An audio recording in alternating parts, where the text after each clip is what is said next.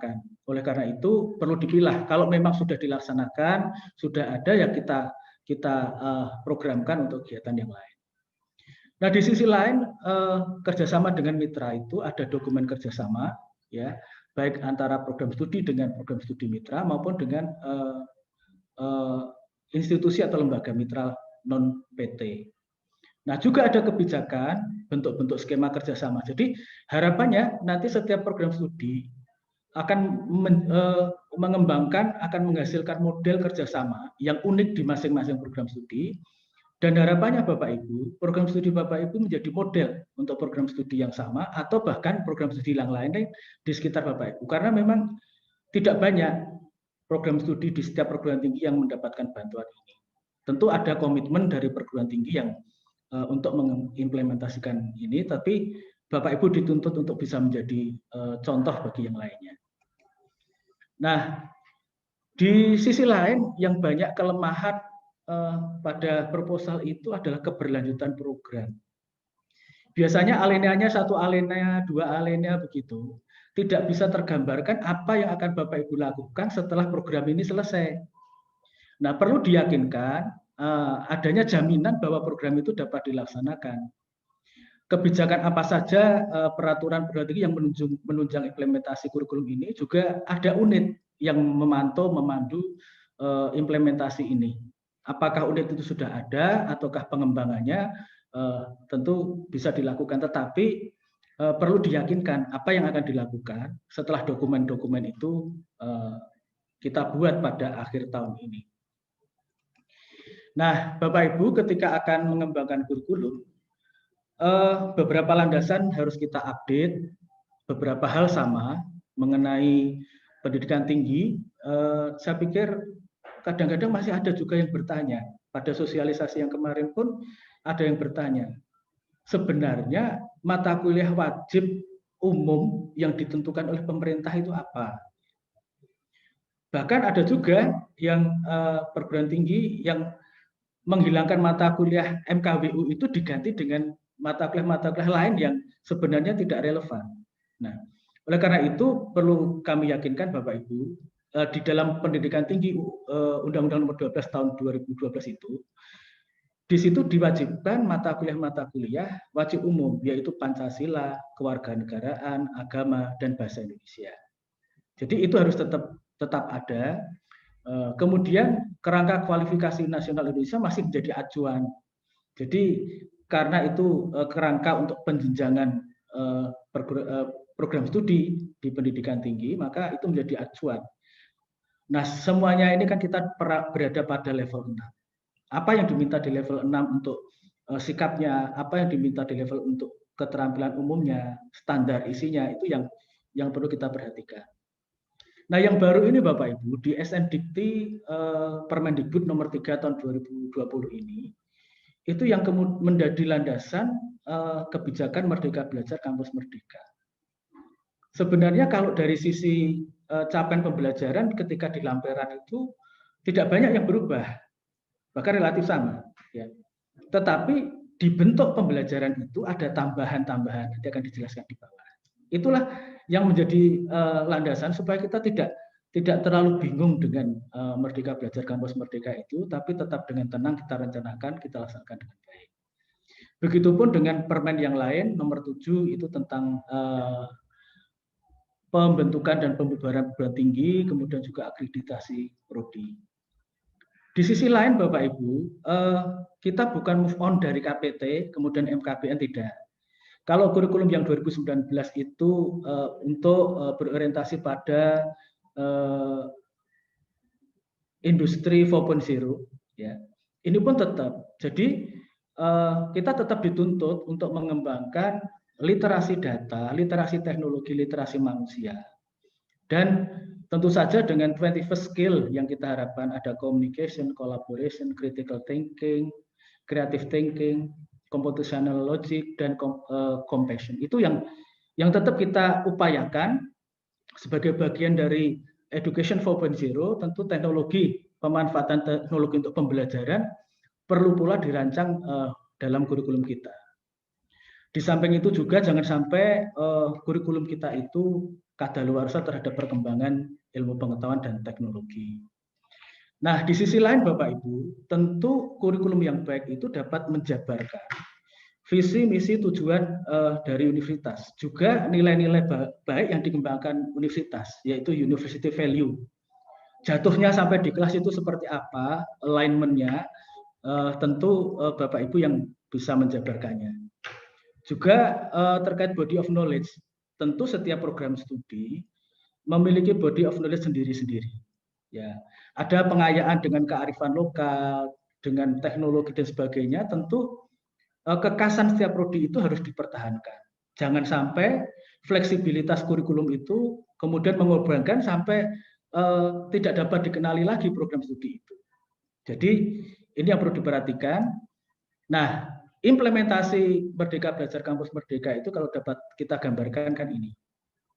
Jadi mahasiswa itu dapat menempuh studinya melalui jalur reguler 144 SKS di prodinya, meskipun kita pun di dalam 144 itu sudah ada kegiatan di luar prodi. Misalkan untuk program studi kependidikan, PLP kan sudah berjalan, KKN sudah berjalan, pengambilan skripsi sudah berjalan. Yang non pendidikan PKL, KKN, skripsi pun tugas akhir pun mengambil di luar, itu pun sudah berjalan. Jadi ini yang kita katakan katakanlah itu di tanda kutip reguler. Tetapi di luar itu kita juga bisa mahasiswa juga diberi kesempatan. Jadi sempat ada pertanyaan, kalau merdeka berarti program studi boleh merdeka juga melakukan atau tidak gitu ya. Nah, di ketentuan Permendikbud nomor 3 2020 pasal 15 dan 18 itu dikatakan perguruan tinggi wajib memfasilitasi pelaksanaan pemenuhan dan beban belajar dalam proses pembelajaran sebagaimana dimaksud di atas. Jadi bagi mahasiswa itu adalah hak, tetapi bagi perguruan tinggi kewajiban untuk memfasilitasi. Nah, di cara yang kedua ini, mahasiswa dapat menempuh di prodinya itu 84 SKS minimal atau 4 sampai 11 semester. Selalu muncul pertanyaan begini, 84 itu cukup tidak untuk memberikan penciri, untuk memberikan menuangkan body of knowledge dari program studi itu. Tentu bergantung pada karakteristik masing-masing program studi. Ada program studi yang sifatnya lebih fleksibel, bisa 84 cukup, tapi butuh lebih dari itu. Kalau 84 saja tidak cukup untuk misalkan bahan kajian yang substansional harus dikuasai, tidak cukup dengan 84. Tentu itu menjadi hak Bapak Ibu dalam mendesain kurikulumnya masing-masing. Nah, yang di luar prodi itu bisa dilakukan di dalam perguruan tinggi pada prodi yang berbeda. Ya, itu maksimal 2 SKS atau setara 20 SKS. Tentu boleh kurang dari itu.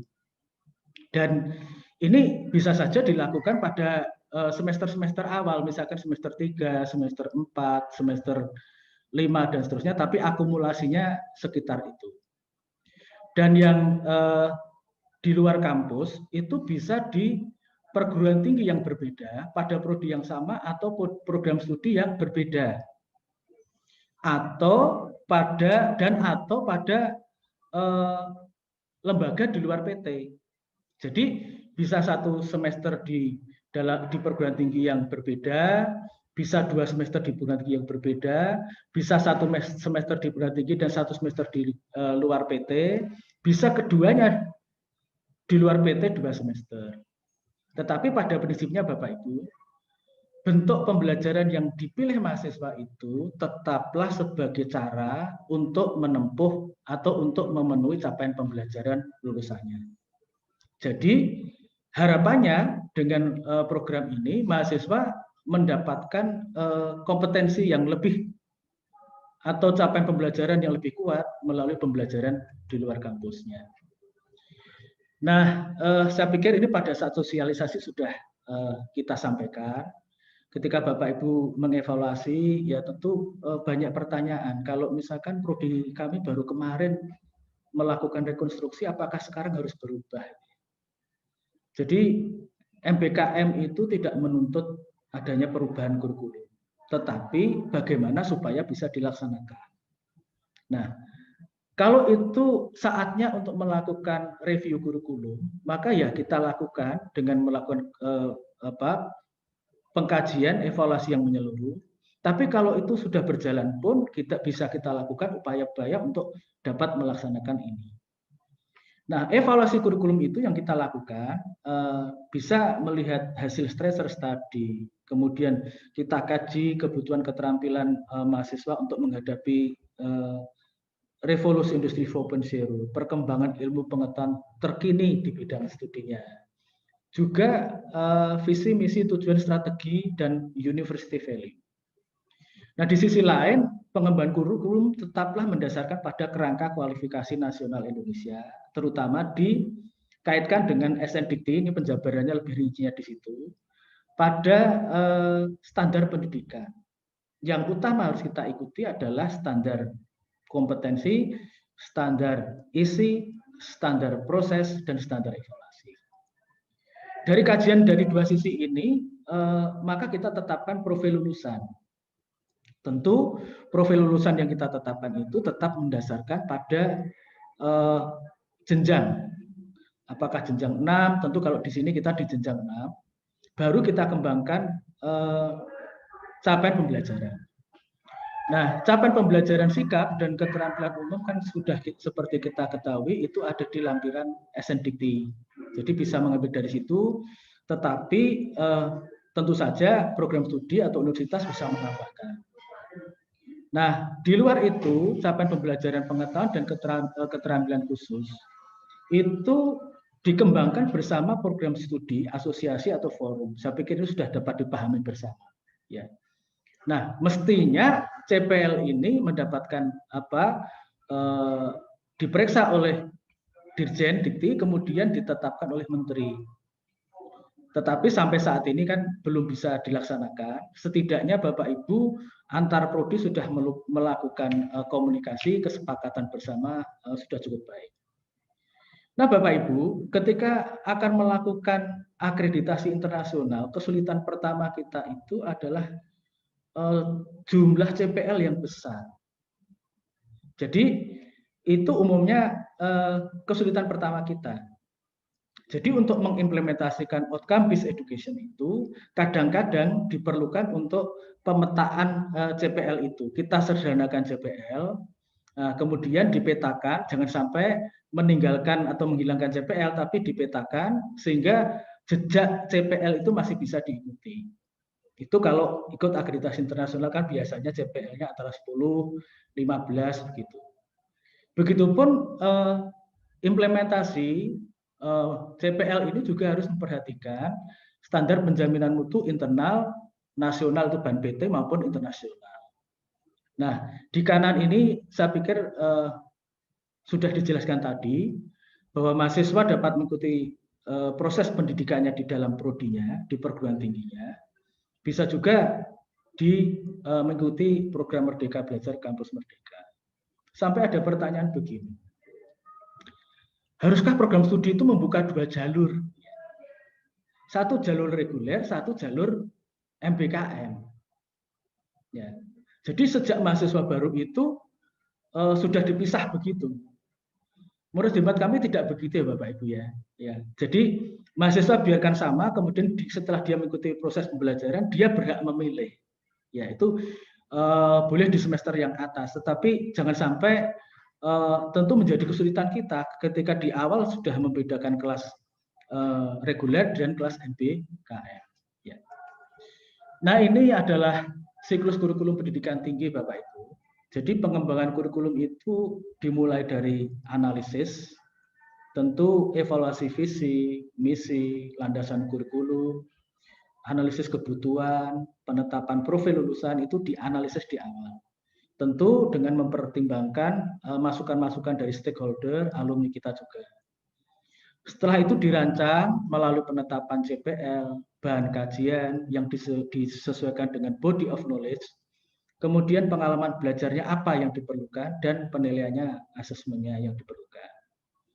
Pengembangannya dari CPL ke prodi itu kaitannya nanti dengan bahan kajian, ditetapkanlah mata kuliah, ditetapkanlah CPMK, sub CPMK, kemudian dibentuk mata kuliah bersama SKS-nya, distrukturkan dalam peta kurikulum, kemudian merancang pembelajaran dalam RPS, menyusun instrumen dan evaluasi, mengembangkan bahan ajar dan sebagainya.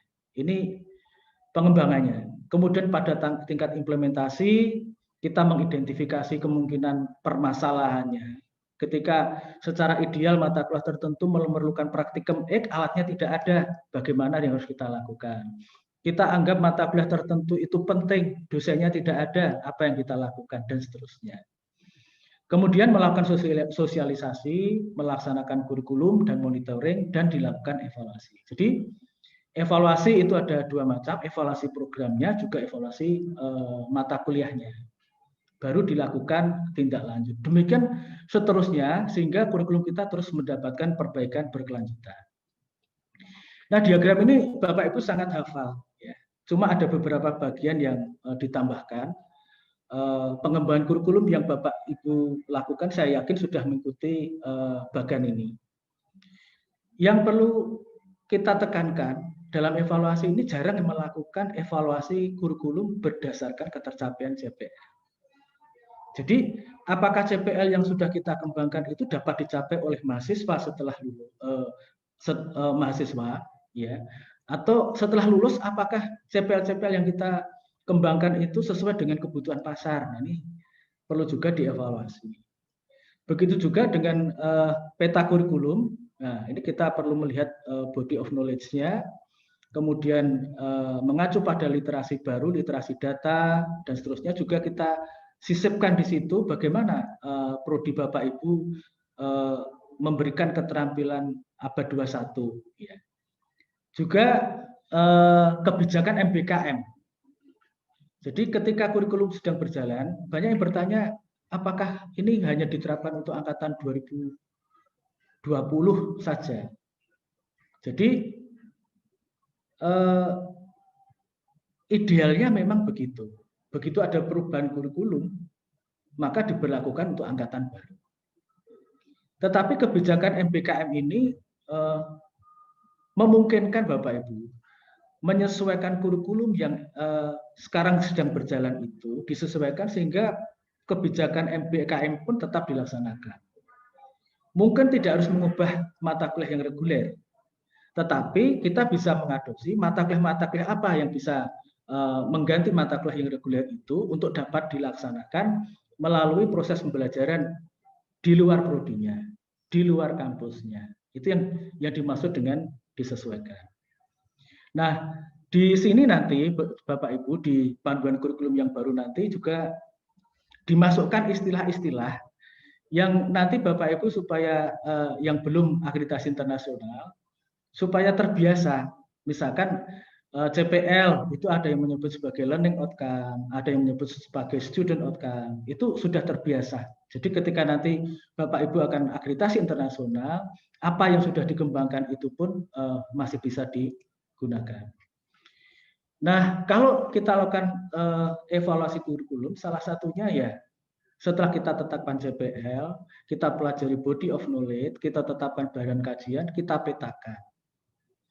Juga kita mengevaluasi mata kuliah yang ada itu, apakah mata kuliah itu sudah dititipi dengan CPL program studi. Jadi jangan sampai ada mata kuliah yang tidak dibebani dengan atau tidak sesuai dengan CPL.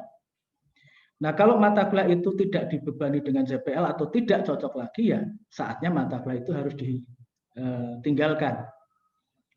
Atau ada beberapa mata kuliah yang dapat digabung dengan tentu saja dengan rekonstruksi tertentu, ya, agar memiliki CPL yang layak untuk sebagai satu mata kuliah. Ya, tentu saja penggabungan mata kuliah itu dilakukan untuk bahan kajian yang memiliki struktur yang dapat diterima dari bidang ilmu kita. Nah, kira-kira demikian nanti bentuk dari pemetaan itu mata kuliah dan CPL.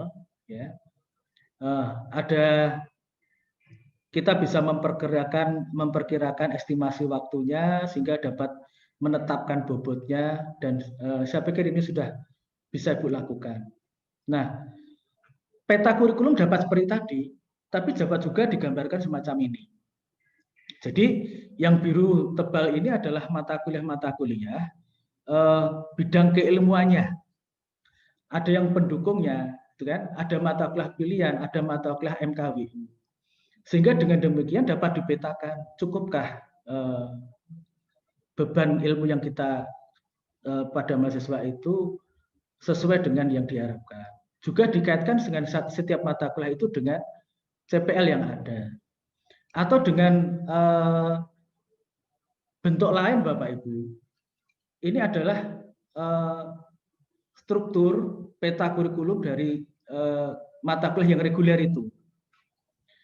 Misalkan ada skripsi, skripsi itu dibebani dengan sikap yang ke-8, sikap yang ke-9, keterampilan umum yang ke-1, 4, dan 9. Ada keterampilan khusus, demikian juga KKN, demikian juga PKL. Nah, di sisi lain kita merencanakan, di kanan itu merencanakan program MBKM. Mata kuliah apa saja yang dalam PT, kemudian mata kuliah apa yang di luar PT, kemudian bentuk di non PT, magang ataukah yang lainnya, itu kita list begitu Bapak Ibu. Kemudian kita lakukan pengakuan dan penyetaraan. Dasar pengakuan dan penyetaraan itu utamanya pada CPL dan waktu mahasiswa memperoleh pengalaman belajar itu. Nah, misalkan skripsi, PKKN, PKL itu dapat diperoleh pengalamannya, dapat dicapai CPL-nya ketika magang, ya magang itu bisa diakui. Nah, memang ada bentuk pengakuan 3, yaitu free form, structure form, dan blended form gitu ya. Nah, yang paling memungkinkan untuk saat ini, sementara kita menunggu PDPT siap itu, ya adalah yang structure form. Artinya dari awal itu sudah kita rencanakan, Anda ikut magang di sana, nanti pulang akan diakui dengan beberapa mata kuliah tertentu. Nah, tetapi memang Bapak Ibu, kegiatan magang atau kegiatan lain di luar kampus itu, MBKM itu, memungkinkan mahasiswa untuk mendapatkan pengalaman yang tidak diperoleh di kampusnya. Itu bisa berupa hard skill, bisa berupa soft skill. Jadi di luar pengakuan dan penyetaraan mata kuliah itu bisa juga mahasiswa misalkan di sana mendapatkan sertifikat kompetensi. Misalkan di sana mendapatkan pengalaman keterampilan tertentu yang bisa tercatat dan bisa dipertanggungjawabkan. Itu pun bisa kita tambahkan sebagai catatan di SKPI. Ya. Kita lanjutkan Bapak Ibu. Jadi kalau di Permenristek 44 2015 itu bentuk perkuliahan kita itu adalah kuliah, responsif tutorial, seminar, praktikum, dan seterusnya. Hanya 4 ini. Tetapi di Permendikbud 3 tahun 2020 ini ditambahkan bentuk-bentuk pembelajaran. Ada penelitian, perancangan, pelatihan militer, pertukaran pelajar, magang, wirausaha, bentuk lain. Nah, inilah yang menjadi dasar program MBKM itu. Terkait dengan pemahaman satu SKS masih hampir sama. Satu SKS untuk mata kuliah tatap muka responsif tutorial itu adalah 50 menit, 60 menit, 60 menit. Ya. Kemudian kalau seminar 170. Kalau itu kegiatan lapangan, laboratorium dan sebagainya yang sifatnya keterampilan 170. Ya. Tentu program studi tertentu yang menerapkan sistem blok, modul, atau bentuk lain tentu dapat melakukan pengakuan, penyesuaian berdasarkan CPL yang dicapainya. Nah, implementasi Merdeka Belajar Kampus Merdeka itu Bapak Ibu dapat digambarkan begini. Ketika dalam suatu semester itu mahasiswa mengambil program MBKM itu, dia dapat mengikuti kegiatan berwirausaha, magang, ataupun lainnya yang sudah ditawarkan dan didesain oleh program studi. Kalau misalkan beban SKS yang diakui di kegiatan di luar kampus itu tidak cukup layak, misalkan hanya diakui 6 SKS, ya. Mahasiswa dapat pula melakukan pada saat yang sama, melakukan kegiatan pembelajaran mata kuliah fully online, bisa di perguruan tinggi asal, bisa di perguruan tinggi mitra atau penyelenggara MUC. Nah, ini yang bisa kita lakukan Bapak Ibu sehingga mahasiswa tidak merasa dirugikan kalau pengakuan SKS-nya terlalu kecil.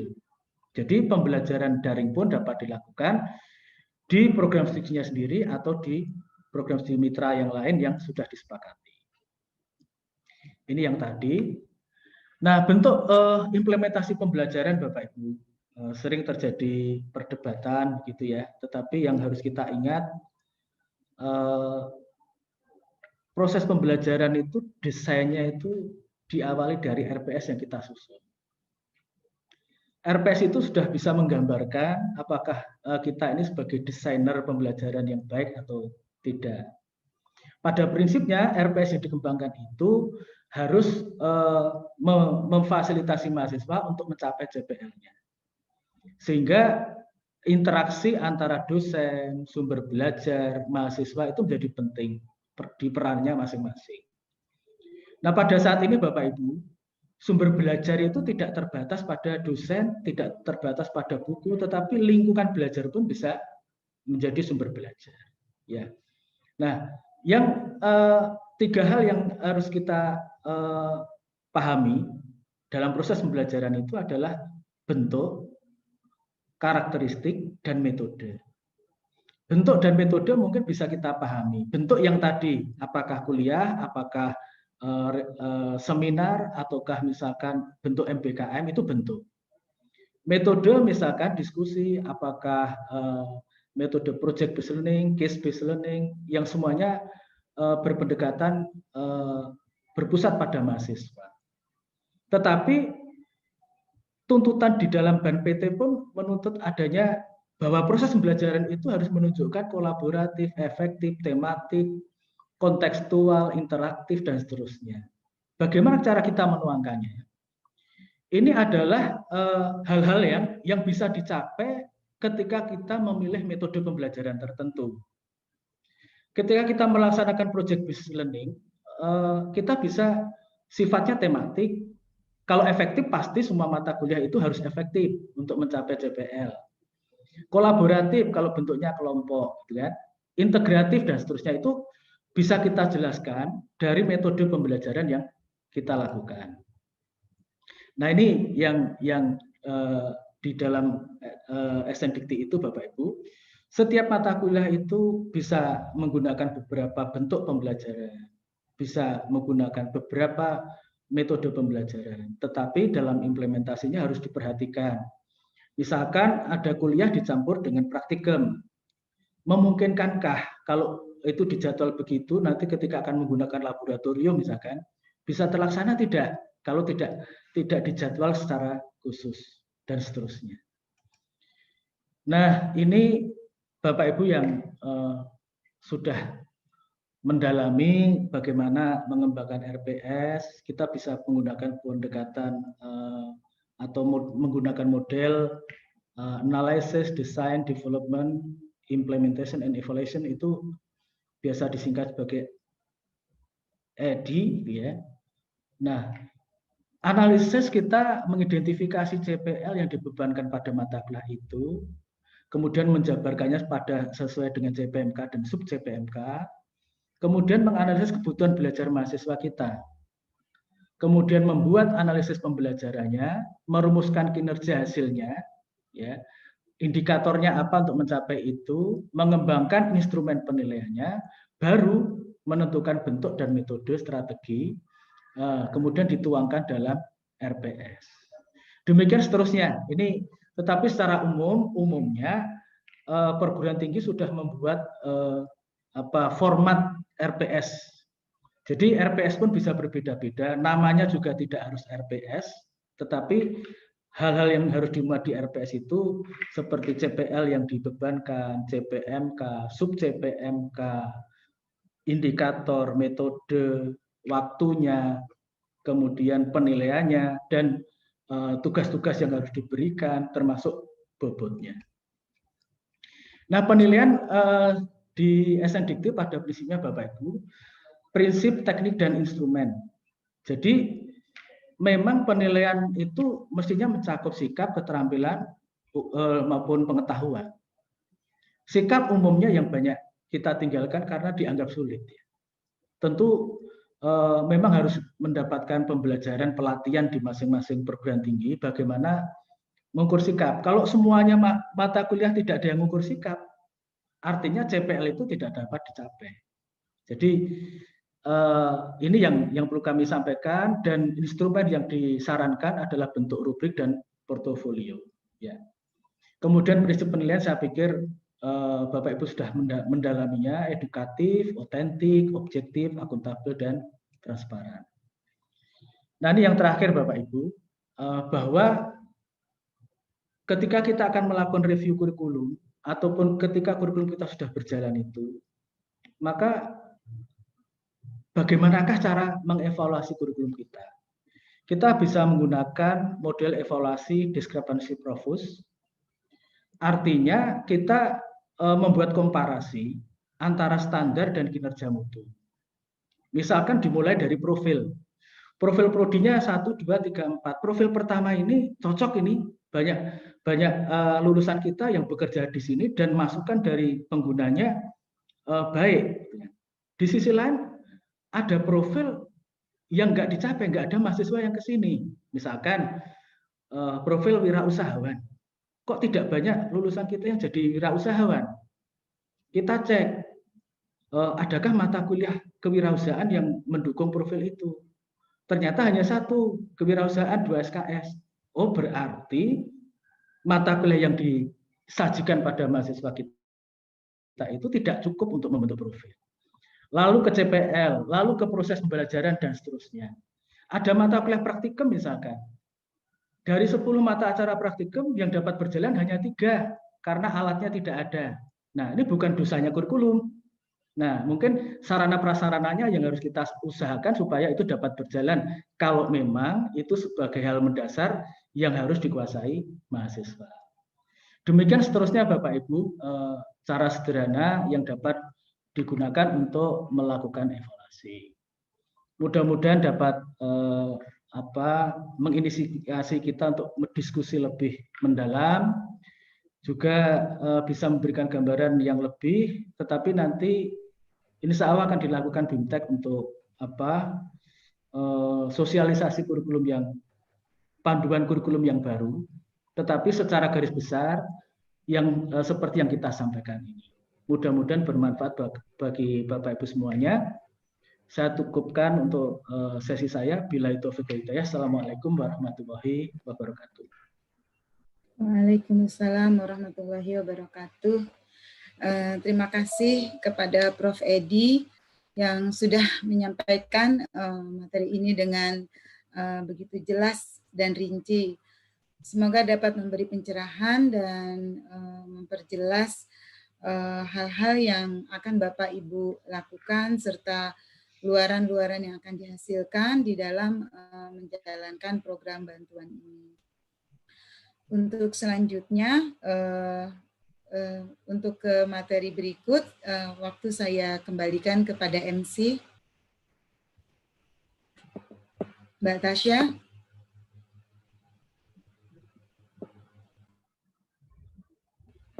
Silakan Mbak Tasya dilanjutkan. Ya, baik. Terima kasih kami ucapkan kepada Prof. Edi, juga Ibu Nur. Selanjutnya yaitu paparan dan diskusi penerimaan bantuan akan diwakilkan oleh perwakilan perguruan tinggi yang akan diberikan arahan oleh Bapak Ibu narasumber kami, Bapak Edi Cahyono, Ibu Suning, Ibu Sripeni, dan Bapak Gatot, serta dimoderatori oleh Pak Pradipta. Kepada Pak Dipta kami persilahkan. Baik, terima kasih Mbak Tasya. Assalamualaikum warahmatullahi wabarakatuh. Selamat siang dan salam sejahtera untuk kita semua. Yang terhormat Ibu Dewi Landari, Ibu Nur, Bapak Ibu narasumber, serta Bapak Ibu para penerima program bantuan Prodi menerapkan kerjasama kurikulum MBKM. Pada sesi kali ini, nanti akan diawali oleh paparan dari 2 perwakilan proposal gitu ya. Dan nanti dilanjutkan kita akan diskusi boleh terkait apa yang sudah disampaikan oleh para narasumber kita tadi, ataupun hal lain yang bisa membantu Bapak Ibu dalam menerapkan program yang akan dijalankan.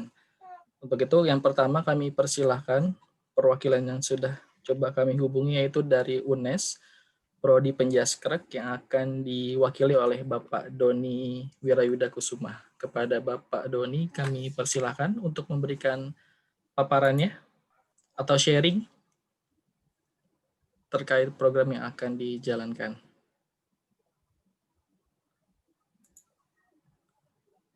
Pak Doni, silakan Pak. Ya, terima kasih. Assalamualaikum warahmatullahi wabarakatuh. Saya ingin paparan, Pak. Ini belum bisa.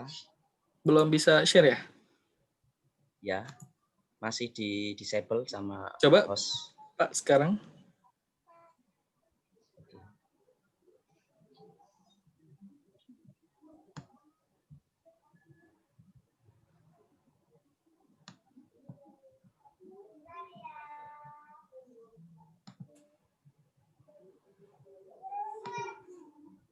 Sudah tampil Pak di kami?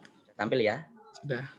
Baik, Bapak-bapak, Ibu-ibu yang saya hormati, terima kasih atas kepercayaannya mempercayakan hibah ini kepada prodi kami. Saya Doni Wirayuda Kusuma, saya sekaligus sebagai sekretaris jurusan di prodi kami, sekaligus juga sebagai ketua pelaksana hibah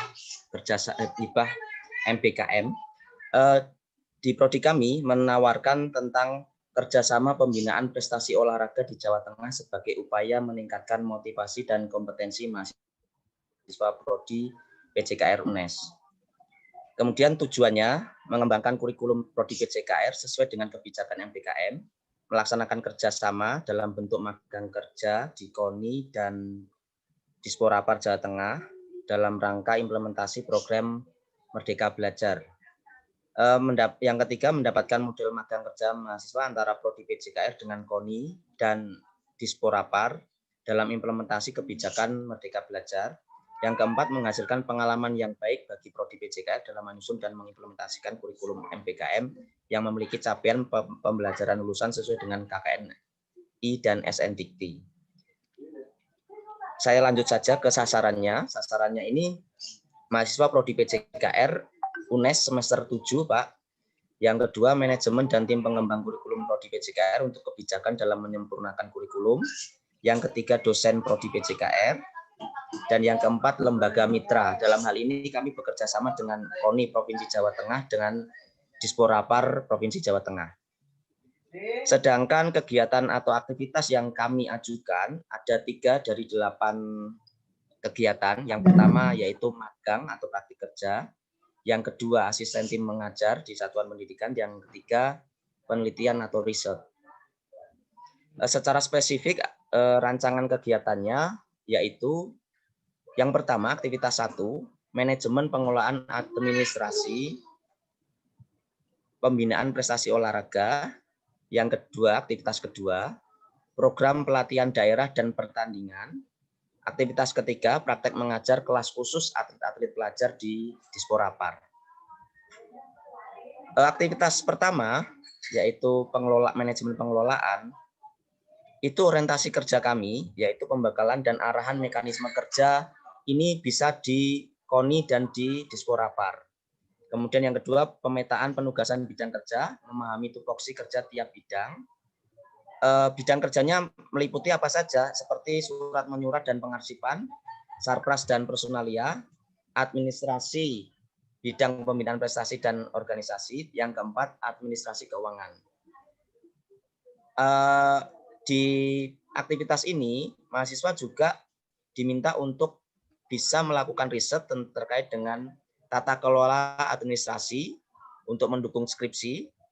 Yang terakhir, laporan kerjanya meliputi penyusunan laporan kinerja tiap bidang, pemaparan hasil kerja, dan penyusunan laporan akhir. Sedangkan aktivitas kedua, ini juga dilakukan di KONI dan Disporapar, meliputi kegiatannya pada pelada dan pertandingan. yaitu keterlibatan dalam pelatihan atlet cabang olahraga, pengelolaan sarpas latihan, pelaksanaan tes skill dan fisik atlet, persiapan dan pelaksanaan atlet atau tim dalam pertandingan. Tugasnya pengumpulan data program latihan, tes skill atau fisik dan pertandingan ini bisa masuk di dalam skripsi. Kemudian yang terakhir laporan kerja, penyusunan laporan kinerja tiap kegiatan, pemaparan hasil kerja dan penyusunan laporan akhir. Kemudian khusus untuk aktivitas ketiga ini berada di Disporapar. Disporapar itu kami di Disporapar Jawa Tengah ada yang namanya BPLOP atau Pusat Pendidikan dan Latihan Olahraga Pelajar. Di sini diisi oleh atlet-atlet di mana tugas mahasiswa di organisasi tersebut yaitu praktek mengajar kelas khusus atlet pelajar. Di Disporapar itu ada kerjasama dengan sekolah-sekolah yang di situ kelas tersebut terdiri dari atlet-atlet yang merupakan atlet dari anggota PPLOP. Kegiatannya meliputi pendampingan belajar, praktek mengajar kelas khusus, dan praktek mengajar di sekolah. Yang meliputi orientasi kelas atau sekolah, penyusunan perangkat pembelajaran, pendampingan dan motivasi belajar atlet, mengajar kelas khusus atlet, mengajar kelas di sekolah, melatih ekstrakurikuler olahraga, risetnya berupa pengumpulan data pembelajaran pendidikan jasmani dan olahraga. Laporan kinerjanya sama seperti yang di awal. Cuma Pak, kami memiliki kesulitan karena saat ini kami kesulitan dalam mencari mahasiswa untuk bisa berpartisipasi di kegiatan ini karena pertama waktu atau jadwal akademik di universitas kami itu sudah ditutup atau pemesanan KRS sudah ditutup 2 minggu yang lalu. Sedangkan kegiatan ini baru dimulai minggu-minggu ini. Sehingga kami kesulitan untuk mencari mahasiswa yang memiliki sisa SKS atau yang belum mengambil mata kuliah tertentu untuk bisa bergabung di dalam kegiatan ini. Jadi mohon nanti kami minta solusi Bapak-Bapak, kemungkinan masalah ini juga dialami oleh prodi-prodi yang lain. Saya kira itu Pak paparan dari PJKR UNES. Terima kasih. Assalamualaikum warahmatullahi wabarakatuh. Waalaikumsalam warahmatullahi wabarakatuh. Terima kasih kepada Pak Doni. Berikutnya kami persilakan perwakilan dari Universitas Brawijaya dari Prodi Peternakan yang akan disampaikan oleh Ibu Herli Eva Nuarini. Kepada Ibu kami persilakan. Baik, terima kasih. Assalamualaikum warahmatullahi wabarakatuh. Selamat siang Bapak Ibu. Yang kami hormati Bapak Ibu dari Direktorat Jenderal Pemawa Dikti, yang kami hormati Bapak Ibu para penerima hibah MBKM, serta Bapak Ibu narasumber yang sudah berkenan untuk memberikan kepercayaan pada kami Fakultas Peternakan Universitas Brawijaya Malang untuk menerima hibah ini. Mohon berkenan saya akan share screen terlebih dahulu Bapak Ibu.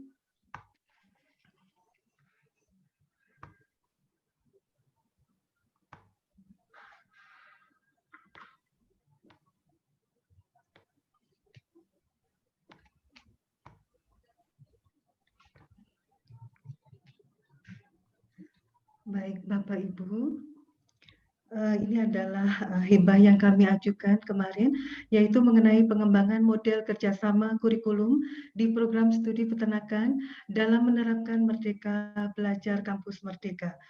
Bapak Ibu, proposal kami ini adalah untuk pengembangan kurikulum program sarjana di Universitas Brawijaya dengan berbasis OBE, Revolusi Industri 4.0 dan Merdeka Belajar. Ini adalah terlebih dahulu hal yang melatar belakangi bahwasanya mahasiswa memiliki hak memilih dalam Merdeka Belajar, di mana institusi memiliki kewajiban untuk memfasilitasi Merdeka Belajar, di mana 1 semester di luar program studi di dalam perguruan tinggi, kemudian 2 semester di luar perguruan tinggi, dengan dilakukan magang industri bersertifikat, proyek di desa, pertukaran pelajar, penelitian atau riset, wirausaha, studi atau proyek independen, proyek kemanusiaan, dan mengajar di sekolah. Di mana ini akan dilakukan MOU dengan institusi untuk menentukan waktu dan lama kegiatan serta ekuivalensi SKS serta penentuan rubrik penilaian dan seleksi serta quality control dan quality insurance, di mana institusi akan memfasilitasi dengan mengadakan MOU dengan mitra, menyediakan pembimbing, menyediakan administrasi, menentukan lama kegiatan, ekuivalensi, rubrik penilaian, portofolio, dan seleksi, serta quality control dan insurance. Ini adalah tujuan dari kegiatan kami, Bapak Ibu, yaitu mengembangkan kurikulum OBE PS Peternakan dengan kebijakan MBKM, dengan tetap memperhatikan capaian pembelajaran lulusan sesuai dengan KKNI dan SNDikti, kemudian melaksanakan kerjasama dengan mitra dalam rangka implementasi kurikulum program MBKM, dan mendapatkan model kerjasama antar perguruan tinggi peternakan dengan industri atau pemerintah dalam implementasi kebijakan MBKM untuk dapat menjadi suatu rujukan.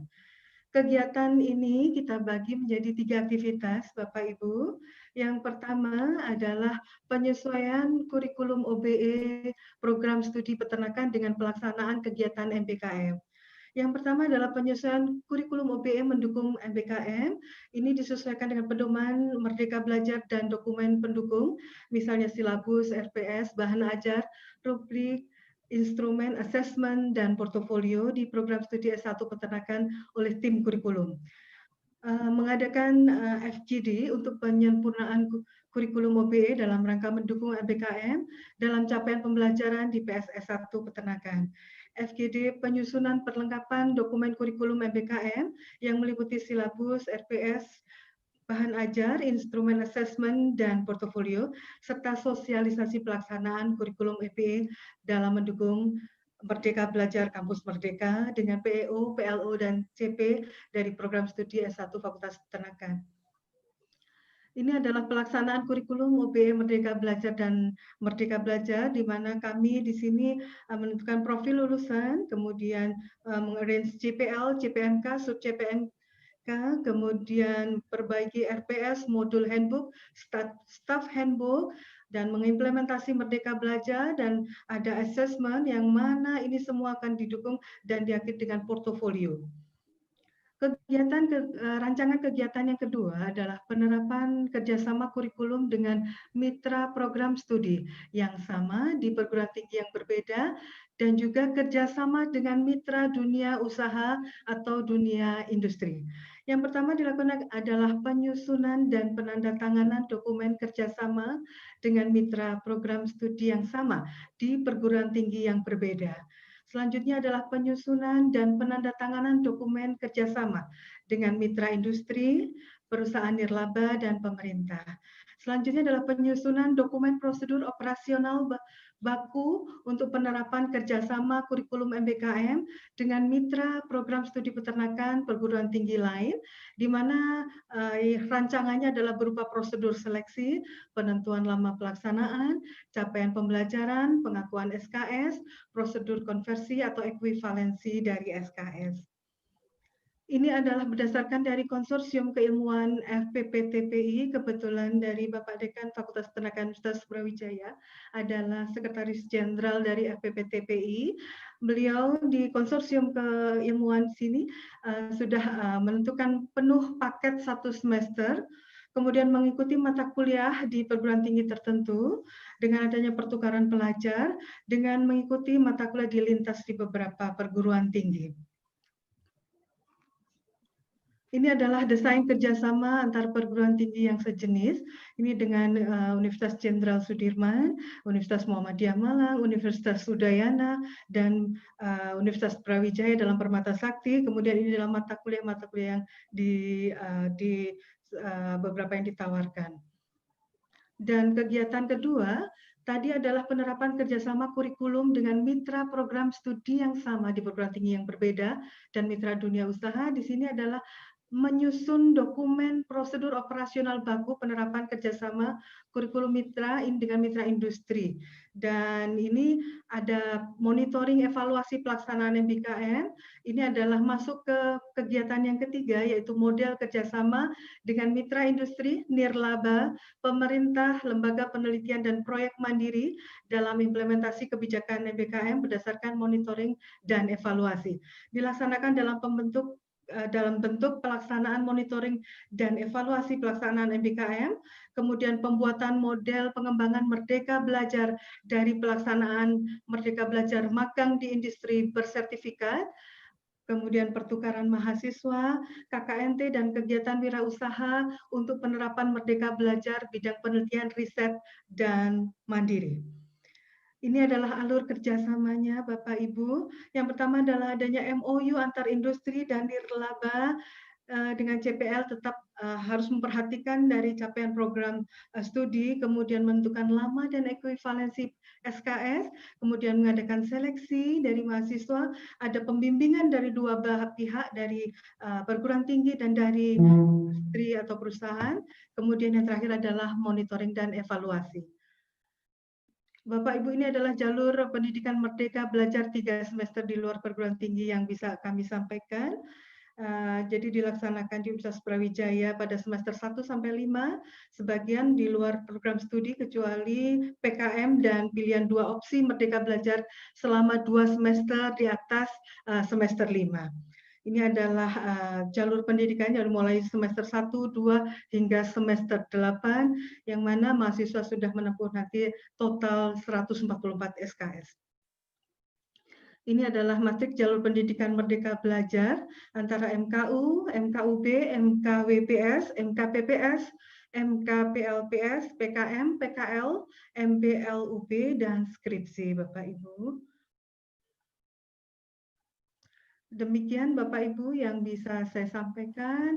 Mohon untuk Bapak Ibu narasumber berkenan untuk membimbing kami dalam pelaksanaan hibah kurikulum Merdeka Belajar dan Kampus Merdeka. Demikian kami sampaikan terima kasih atas kepercayaan Bapak Ibu, dan saya kembalikan kepada Bapak Pradipta. Terima kasih. Wabillahi taufiq wal hidayah. Wassalamualaikum warahmatullahi wabarakatuh. Waalaikumsalam warahmatullahi wabarakatuh. Terima kasih kepada Ibu Herli. Lanjut sesi berikutnya kepada Bapak dan Ibu yang jika ada yang ingin bertanya, silakan memanfaatkan feature raise hand di kolom kanan bawah Bapak dan Ibu. Untuk term yang pertama kita buka 3 penanya, nanti dijawab terlebih dahulu oleh narasumber. Mungkin sekaligus tadi beberapa masukan nanti dari para narasumber untuk perwakilan yang sudah memberikan paparannya. Baru 1 orang, 2, sudah 3. Baik, yang pertama nanti kami berikan kesempatan kepada Ibu Agustina Sinta, kemudian yang kedua kepada Bapak Oscar Nathan, dan yang ketiga Bapak Harmanto. Untuk pertama kami persilakan terlebih dahulu kepada Ibu Agustina Sinta. Silakan Ibu. Terima kasih Pak Pradipta. Assalamualaikum warahmatullahi wabarakatuh. Saya dari PS Agribisnis Universitas Brawijaya. Alhamdulillah kami tergabung dalam peserta-peserta yang menerima hibah. Alhamdulillah. Ada yang kami tanyakan Pak dari tim. Nah, mungkin secara teknis nih ya Pak ya. Apakah pada saat proses pelaksanaan boleh ada perubahan dalam aktivitas? Misalnya demikian, di PS Agribisnis itu ada 3 kegiatan tentang model, kita akan mengadakan model kerjasama. Yang pertama bentuk merdeka asistensi mengajar, kemudian yang kedua adalah magang, yang ketiga adalah membangun desa. Nah, pertanyaannya apabila di dalam perjalanan proses pelaksanaan hibah ini dalam 3 bulan ini, kemudian ada mungkin ada salah satu mitra gitu ya, mitra magang misalnya, ada kendala teknis dalam kita melaksanakan model kerjasama, apakah boleh mengganti dengan mitra magang misalnya, mitra magang yang lain. Gitu nggih. Yang pertama itu. Yang kedua, apakah juga misalnya ini yang kedua mungkin tidak ya, tapi siapa tahu ya di kedepannya karena memang kondisi COVID begini, misalnya kami ruang lingkupnya 3 tadi Pak, bentuk model kerjasamanya dengan 3 bentuk merdeka, kemudian ada masalah, boleh tidak kami misalnya nih asistensi mengajar kami ganti dengan misalnya bentuk merdeka belajar yang pertukaran student misalnya. Apakah diperbolehkan? Itu dua pertanyaan dari Brawijaya. Terima kasih Pak Dipta, entah dijawab Prof. Edi atau dari narasumber yang lain. Terima kasih. Baik, terima kasih Ibu. Berikutnya Pak Oscar Nathan, kami persilahkan Bapak.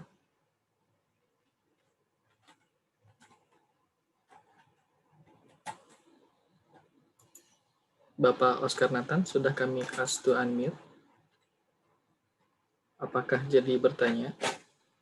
Halo? Iya, silakan Bapak. Saya ya. Oh, ya baik. Terima kasih. Saya sangat bersyukur sekali bahwa dari univ mana Pak? Mohon maaf. Saya dari UGM. Oh baik Bapak. Gini, saya sangat bersyukur sekali dengan adanya program Merdeka Belajar ini karena saya melihat ini sepertinya mirip-mirip dengan yang kami sekarang bekerja sama dengan di luar negeri, di mana di luar negeri itu ada 1 semester atau banyak SKS-nya mahasiswa bekerja di industri. Dalam hal ini di perusahaan-perusahaan ataupun di luar gitu ya. Nah ini sepertinya terminan dari situ. Senang sekali kami seperti itu. Kami menerima hibah ini justru kami menyusunnya dalam salah satunya adalah kerjasama dengan luar negeri dan student exchange. Gitu ya. Di sana kita punya 6 kegiatan yang lain. Jadi ada banyak kegiatan. Kalau yang tadi saya lihat di UNES hanya 1 kegiatan dengan olahraga gitu ya. Kita 6 kegiatan. Jadi akan unik juga nanti kalau kita membuat laporan. Gitu. Pertanyaannya gini, ada 1 kegiatan di mana kita membangun sistem aplikasi yang menghubungkan antara perguruan tinggi dengan mitra dan mahasiswa. Kita butuhkan karena nanti prosesnya akan ke situ. Walaupun nanti di UGM sendiri akan ada sistem itu, ya. Tapi sistem ini akan kita perlukan segera karena mahasiswa saat ini sudah senang akan ikut. Nah, pertanyaannya adalah, karena membangun sistem itu, bisa juga nanti kami menggunakan pihak internal, maksudnya bukan dosennya gitu ya, tapi misalnya ada kumpulan tim programming dari mahasiswa kami atau dari eksternal kami. Nah, bagaimana melakukan SPG-nya? Gitu. Apakah SPG-nya dalam bentuk pembelian atau SPG-nya dalam bentuk dalam bentuk HR atau dalam bentuk apa kepada para pembelinya atau pekerjanya itu? Itu pertanyaan yang kami nanti laporannya seperti apa bagusnya. Kemudian yang kedua, di depan tadi Prof. Edi menyatakan banyak sekali hal tentang CPL gitu ya. CPL itu memang kita susun dari awal dari profil yang akan kita dapatkan mahasiswa itu untuk bekerja di luar, dan itu menyebabkan kita ke belakang tentang menyiapkan profesionalisme yang 8 tadi gitu ya. Salah satunya untuk mendekati ke CPL mahasiswa itu akan luar gitu kan. Nah, ada 1 poin yang kami dapat ketika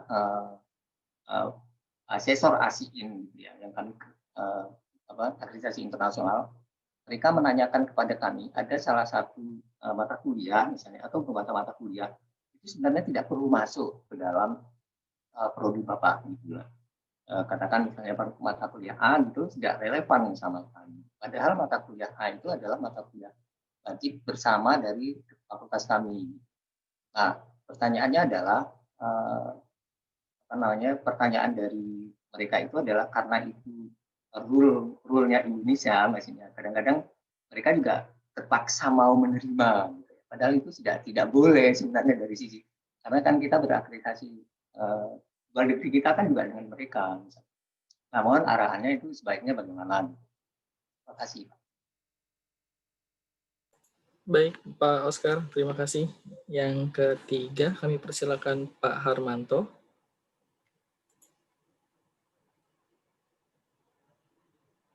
Pak Harmanto, silakan Bapak.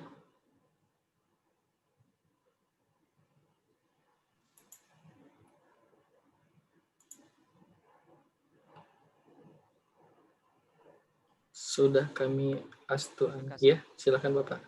Terima kasih. Assalamualaikum warahmatullahi wabarakatuh. Waalaikumsalam. Ibu Bapak narasumber dan peserta IBAH kerjasama kampus Merdeka Belajar Kampus Merdeka. Yang pertama yang ingin saya mohon maaf Pak, dari UNIF mana Pak? Oke, dari Universitas Negeri Surabaya. Oh baik, Bapak dari silakan. UNES A gitu. Kalau Semarang itu kan UNES B, jadi saya dari UNES A itu kan. Oke, Pak Mas Prabdita dan Ibu Bapak narasumber, pertanyaan saya yang pertama adalah berkaitan dengan bentuk laporan. Kalau tadi dipaparkan tentang kurikulum, jadi dipaparkan tentang kurikulumnya, jadi kurikulum Merdeka Belajar mulai dari SKS-nya dan sebagainya, apakah kami juga harus membuat laporan seperti itu? Padahal setahu saya kementerian juga sudah meluncurkan hibah yang lain, yaitu COE, jadi Center of Excellence, itu yang berisi tentang kurikulumnya. Nah, apakah kami di hibah kerjasama ini, di samping kerjasamanya dengan komponen macam-macamnya, apakah mulai dari misalnya pertukaran pelajar atau 8 model tadi, apakah itu yang saya laporkan atau sampai dengan kurikulumnya? Itu yang pertanyaan yang pertama. Pertanyaan yang kedua adalah berkaitan dengan pertanggungjawaban keuangan.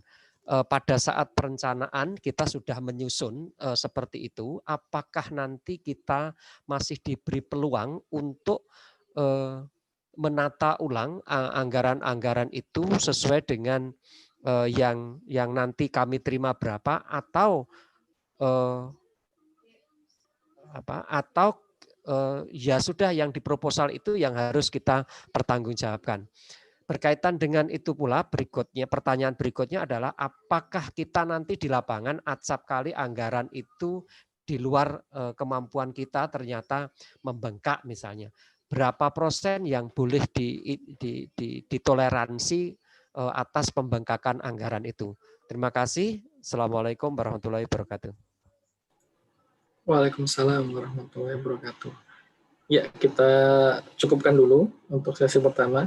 Kami minta tanggapan beberapa pertanyaan. Ada yang terkait dengan laporan nanti disampaikan oleh Bu Dewi. Mungkin yang substansi saja nanti dibantu dijawab oleh Prof. Edi, Bu Suning, Bu Penny, dan Pak Gatot. Kami persilakan Bu Suning terlebih dahulu mungkin untuk membantu menjawab. Terima kasih Mas Cipta. Ya, Ibu Bapak, selamat untuk Ibu Bapak semua yang prodinya sudah masuk ke dalam program ini dan bisa memacu kegiatan-kegiatan atau aktivitas yang dilakukan oleh prodi Ibu Bapak semua. Untuk menjawab, terima kasih juga pertanyaannya dari Ibu Agustina, Pak Oscar Nathan, dan Pak Harmanto tadi. Ya, saya akan mencoba menjawab beberapa hal. Yang pertama yang terkait dengan di Ibu Agustina tentang perubahan-perubahan yang ada. Pada dasarnya adalah pelaksanaan program sesuai dengan proposal yang sudah diajukan. Ya, misalkan ada perubahan mitra, mestinya nantinya ada rasional dan mungkin nanti akan dibicarakan terkait dengan administrasinya nanti dengan Ibu Dewi. Yang kedua yaitu yang terkait dengan bentuk kegiatan pembelajaran yang PKP tadi PKP-nya. Apakah kalau ada perubahan seperti itu, bagaimana bentuk kegiatan pembelajaran? Kalau yang kaitannya dengan bentuk kegiatan pembelajaran, ini sepertinya sudah mengikat di dalam proposalnya, karena Ibu Bapak sudah menetapkan 3 hal yang memang Ibu Bapak sudah dasarkan Ibu Bapak sudah kaji betul ini yang mau dilakukan. Jadi itu sudah mengikat di dalam proposalnya, karena nanti akan mengikuti banyak hal, aturannya dan lain sebagainya.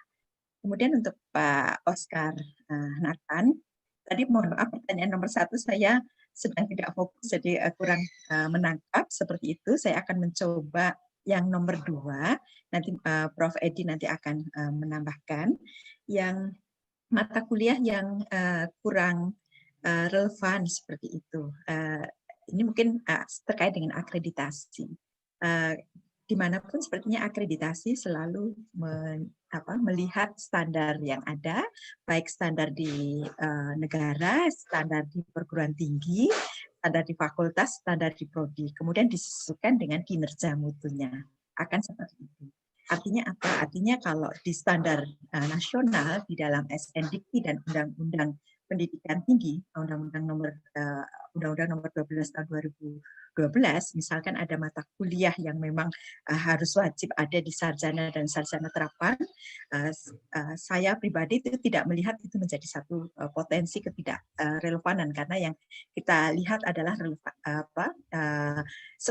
comply tidak dengan aturan yang ada, baik itu di nasional, apakah di internasional, apakah di nasional ataupun di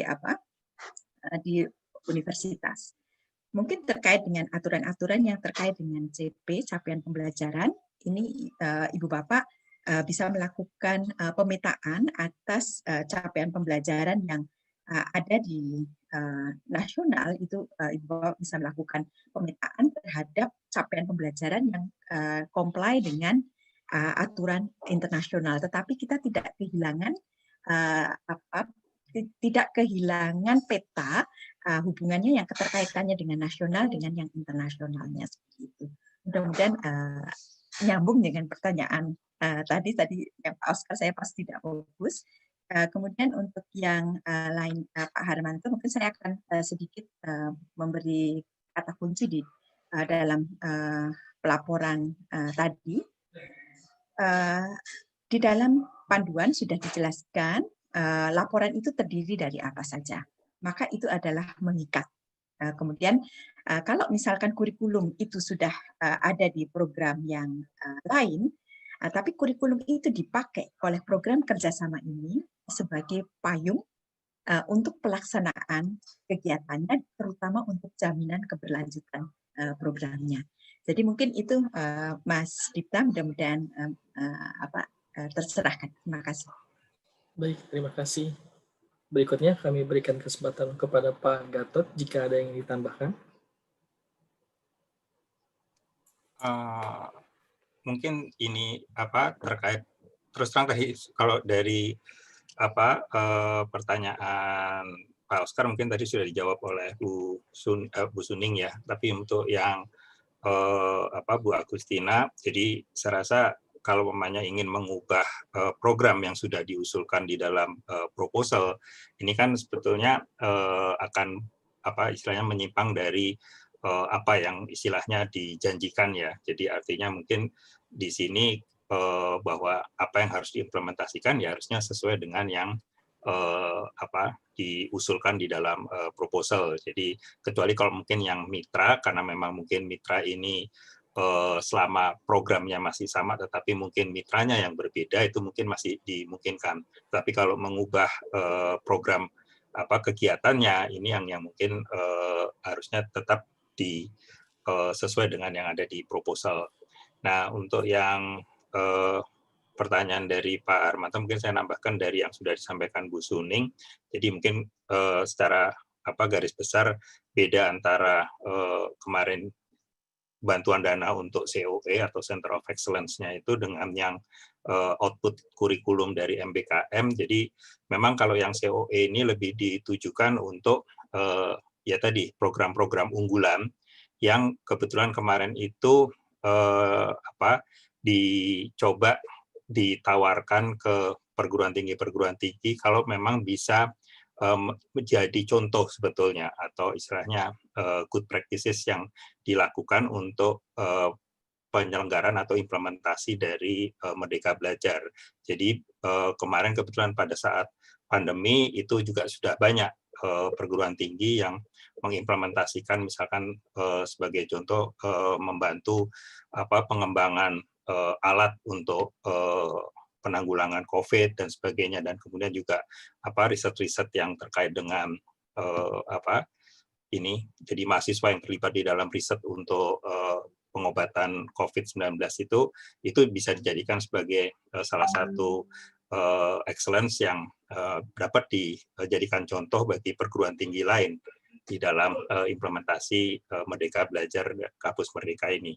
Nah, tetapi kalau yang untuk program bantuan dana yang sekarang ini memang lebih ditujukan bagi perguruan tinggi untuk menyiapkan sebetulnya kalau pamannya kurikulumnya ini belum istilahnya siap untuk mengakomodir kegiatan Merdeka Belajar, maka dengan melalui program bantuan dana ini bisa dimanfaatkan untuk merevisi dan juga tadi membangun kerjasama dengan berbagai mitra supaya nanti penerapan kurikulum Merdeka Belajarnya ini bisa dijalankan. Jadi mungkin secara garis besarnya perbedaannya seperti itu. Terima kasih Pak Mas Cipta. Terima kasih Pak Gatot. Berikutnya kami berikan kesempatan kepada Bu Penny.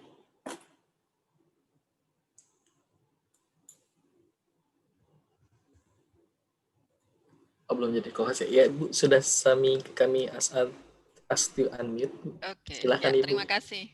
Sudah kedengaran kah? Sudah Ibu. Ya, terima kasih Mas Dipta, Ibu Bapak semua, selamat atas prestasinya gitu ya, untuk nanti bisa menjadi contoh di perguruan tinggi masing-masing di dalam implementasi MPKM ini. Saya kira kalau yang lain tadi sudah banyak dari Bu Suning dan Pak Gatot, yang Pak Oscar saja kalau tidak salah tadi berkaitan dengan sistem ya Pak ya. Jadi saya kira dengan uang segitu itu kalau untuk membuat sistem yang bagus gitu mestinya sih enggak cukup gitu ya. Hanya saja apakah boleh bahwa sebetulnya ketika sistem itu dijalankan itu anggaran itu juga sebagian dari sini. Nah, saya kira nanti Bu Dewi dan teman-teman itu akan menyampaikan sebetulnya pada pos apa saja yang bisa digunakan anggaran ini gitu. Jadi kalau itu bisa dibuat saya kira bagus gitu ya. Bisa nanti juga mungkin itu bisa menjadi contoh juga untuk program studi lain baik di UGM maupun di perguruan tinggi lain. Hanya saja tadi eligibilitas untuk penggunaan dana itu saya kira ada aturannya. Jadi boleh dan tidaknya itu saya kira nanti Bu Dewi dan teman-teman akan menyampaikan untuk itu. Nah, kalau yang rule tadi itu saya kira memang ketika kita berhadapan dengan asesor dari luar negeri itu memang banyak yang di kita mesti komentari bahwa ini tidak perlu, ini itu tidak perlu dan sebagainya. Tetapi karena di kita itu sebetulnya hal-hal seperti ini, terutama sikap biasanya itu yang banyak komentarnya itu ya kita tadi Bu Suni sudah sampaikan bagaimana sebetulnya kita bisa mengakomodasi dari dua kepentingan itu di dalam CPL kita gitu. Jadi bagaimana memblend antaranya apa yang dimaui oleh lembaga akreditasi dengan apa yang sebetulnya mesti kita lakukan di kita gitu di negara kita untuk itu. Saya kira itu Mas Dipta kalau tadi yang tadi program dan sebagainya saya kira Pak Gatot dan Bu Suning tadi sudah jelas. Kalau yang sudah diusulkan itu daripada nanti di akhir itu ada temuan itu yang memberatkan kita semua untuk itu. Terima kasih. Terima kasih Bu Penny. Terakhir dari Prof. Edi, mungkin sambil memberikan masukan juga Prof. Untuk kedua perwakilan yang sudah paparan.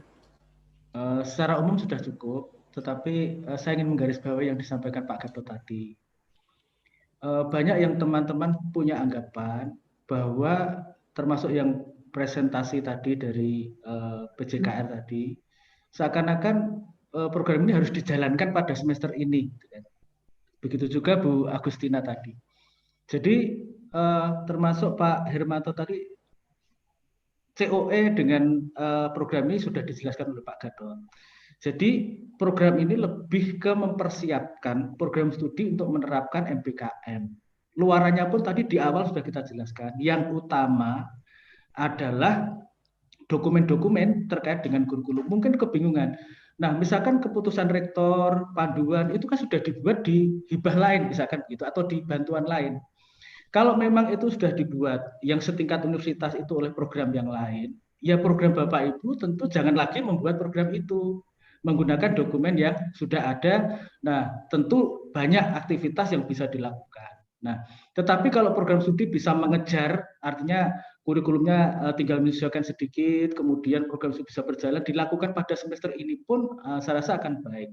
Tetapi tujuan program ini lebih ke mempersiapkan untuk implementasi itu. Jadi kalau sampai Desember itu luarannya adalah dokumen kurikulum yang sudah direvisi untuk MBKM itu, kemudian adalah dokumen-dokumen kerjasama itu yang sudah diinginkan. Implementasinya bisa pada semester berikutnya. Oleh karena itu, poin keberlanjutan itu menjadi penting. Bagaimana kita diyakinkan dengan dokumen yang dihasilkan nanti bahwa itu akan dilaksanakan. Itu, Pak. Terima kasih. Ya. Baik, terima kasih Prof. Edi. Semoga cukup menjawab ya untuk semuanya. Dan tadi ada beberapa pertanyaan yang mungkin bisa dijawab oleh Bu Dewi. Kami persilakan Bu Dewi. Ya, terkait pelaporan ya dan Ya, keuangan. betul. LPJ Keuangan apakah boleh menata ulang kembali tadi anggarannya? Sebentar Mas Dipta ya. Sebentar nih Mas ya. Yang terkait dengan berarti kan perubahan di dalam rencana biaya anggaran biaya yang semula tertuang di proposal akan dirubah begitu ya? Iya, Bu. Maksudnya jika memang ada kesesuaian antara rencana yang semula sudah dianggarkan menyesuaikan dengan aktivitas atau program kegiatan yang akan dilakukan sepanjang masih dalam batas masa kontrak, kami persilahkan Bapak dan Ibu. Tetapi bahwa perubahan tersebut harus disampaikan kepada kami karena harus dirubah di awal RAB di dalam di dalam proposal awal. Jadi harus disesuaikan. Jadi bahwa perubahan itu adalah untuk menyamakan proposal awal dengan apa yang Ibu akan lakukan sampai batas masa kontrak sampai Desember. Begitu Mas Dipta, Bapak Ibu. Baik, kemudian tadi ada pertanyaan terkait membangun sistem, terus ada honor untuk orang luar, itu apakah boleh gitu? Oh, itu dibolehkan saja kalau memang dalam membangun sistem memerlukan pakar semacam narasumber yang kemudian harus ada pemberian untuk jasa profesi dilaksanakan dalam bentuk aktivitas ada kegiatannya sangat diperbolehkan. Tetapi kalau dalam membangun sistem itu diperlukan belanja modal itu yang tidak boleh karena mata anggaran kita adalah belanja barang gitu Mas. Baik Bu Dewi, terima kasih sudah melengkapi jawabannya. Mungkin untuk sesi kali ini dicukupkan karena masih ada sesi berikutnya yang nggak kalah penting. Terima kasih kepada Prof. Edi, Pak Gatot, Bu Penny, Bu Suning, serta Bapak Ibu tadi yang mewakili untuk memaparkan rencana programnya. Kami akhiri sesi ini. Assalamualaikum warahmatullahi wabarakatuh. Saya kembalikan ke Mbak Tasya. Baik, terima kasih kami ucapkan kepada Ibu Dewi, Ibu Penny, Bapak Gatot, Ibu Suning, dan Prof. Edi atas penjelasannya juga Pak Dipta. Selanjutnya, untuk penjelasan pelaporan kegiatan dan keuangan kontrak program bantuan program studi menerapkan kerjasama kurikulum MBKM atau Merdeka Belajar Kampus Merdeka oleh Ibu Dewi Wulandari dan dimoderatori oleh Ibu Helsa. Kepada Ibu Helsa, kami persilahkan. Baik, terima kasih Mbak Tasya. Baik, Assalamualaikum warahmatullahi wabarakatuh. Selamat siang menjelang sore, waktu Indonesia Barat. Dan salam sejahtera untuk kita semua. Yang saya hormati Ibu Dewi Wulandari, yang saya hormati tim pakar kurikulum kita, Bapak Edi Cahyono, Bapak Gatot Ekhertono, Ibu Suning Kusumawardani, dan Ibu Sri Penny. Baik, Bapak dan Ibu, kita masuk ke sesi selanjutnya, yaitu mengenai pelaporan kegiatan dan keuangan. Yang akan disampaikan oleh Ibu Koordinator Pembelajaran sekaligus menjabat sebagai PPK Belmawa. Kepada Ibu Dewi Wulandari, kami persilakan Ibu. Ya, baik, terima kasih Mbak Elsa. Bapak Ibu yang saya hormati, Assalamualaikum warahmatullahi wabarakatuh. Selamat sore, salam sejahtera untuk kita semua, Bapak dan Ibu. Ini sudah menjelang sore, mudah-mudahan Bapak dan Ibu dalam kondisi masih ngantuk-ngantuk sedikit masih dapat mendengarkan untuk acara BIMTEK kita ini yang terkait dengan tata kelola keuangan dan pelaporan untuk bantuan dana program studi melaksanakan kerjasama kurikulum untuk tahun 2021 pada Direktorat Pembelajaran dan Kemahasiswaan Direktorat Jenderal Pendidikan Tinggi. Bapak dan Ibu, karena bantuan dana ini adalah merupakan anggaran dari APBN, yaitu anggaran dari pemerintah yang terdapat pada DIPA, Direktorat Bimawa Dirjen Pendidikan Tinggi, maka pengelolaan yang terkait dengan pendanaan harus mengacu kepada beberapa landasan hukum, antara lain mungkin di sini yang terkait adalah pada poin 6 di mana ada PMK 173 tentang bantuan pemerintah, dan tidak kalah penting adalah PMK nomor 78 tahun 2019 untuk atau tentang standar biaya masukan tahun anggaran 20 yang telah dikeluarkan oleh Kementerian Keuangan, yang merupakan sebagai standar atau pedoman dalam tata laksana keuangan atau standar untuk melakukan pembayaran pada berbagai macam kegiatan. Next, Mas. Nah, Bapak dan Ibu, pada bantuan ini akan ada keterikatan antara perguruan tinggi prodi Bapak dan Ibu, ini diwakilkan oleh nantinya adalah perguruan tinggi yang dengan keterikatan kontrak dengan Direktorat Bimawa, di mana pada kontrak itu nantinya ada keterikatan sebagai pihak pertama, di mana sebagai pihak pertama adalah pemberi dana atau pemberi pekerjaan, di sini adalah Direktorat Bimawa. Sedangkan untuk pihak kedua adalah penerima pekerjaan. Di sini yang dimaksud dengan pihak kedua adalah nantinya perguruan tinggi Bapak dan Ibu, baik universitas, institut maupun sekolah tinggi. Bapak dan Ibu, memang pada saat pengusulan proposal yang diajukan adalah prodi Bapak dan Ibu, tapi pada saat nanti kita akan berkontrak, kontraknya adalah dengan perguruan tinggi tempat Bapak dan Ibu, dan kontrak tersebut akan ditandatangan oleh pimpinan perguruan tinggi masing-masing dari penerima bantuan. Next, Mas.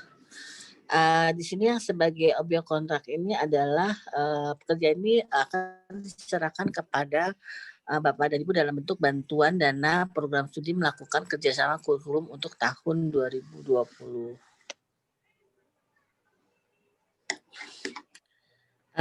Bapak dan Ibu, yang terkait dengan kebijakan keuangan dalam kontrak ini antara lain yang pertama adalah untuk kontrak bantuan dana ini nanti akan dilakukan pembayaran melalui 2 termin Bapak Ibu. Jadi pada termin pertama dari Direktorat Bimawa akan memberikan pendanaan sebesar 90% dari total nilai kontrak, kemudian termin kedua adalah sebesar 10%. Yang kedua adalah pembayaran ini nantinya akan melalui mekanisme LS atau yang kita sering sebut mekanisme langsung dari KPPN Jakarta 3 yang sebagai mitra dari Direktorat Pendidikan Tinggi Kementerian Keuangan langsung ke rekening perguruan tinggi Bapak dan Ibu. Yang ketiga adalah mengikuti standar biaya masukan tahun 2020. Ini mohon maaf masih belum diganti. Dari Kementerian Keuangan sebagai dasar untuk melakukan standar untuk pembiayaan semua semua aktivitas kegiatan dalam rangka implementasi bantuan. Standar biaya masukan ini Bapak dan Ibu bisa mendownload dari Google untuk tahun 2020. Kemudian yang keempat adalah dokumen pertanggungjawaban.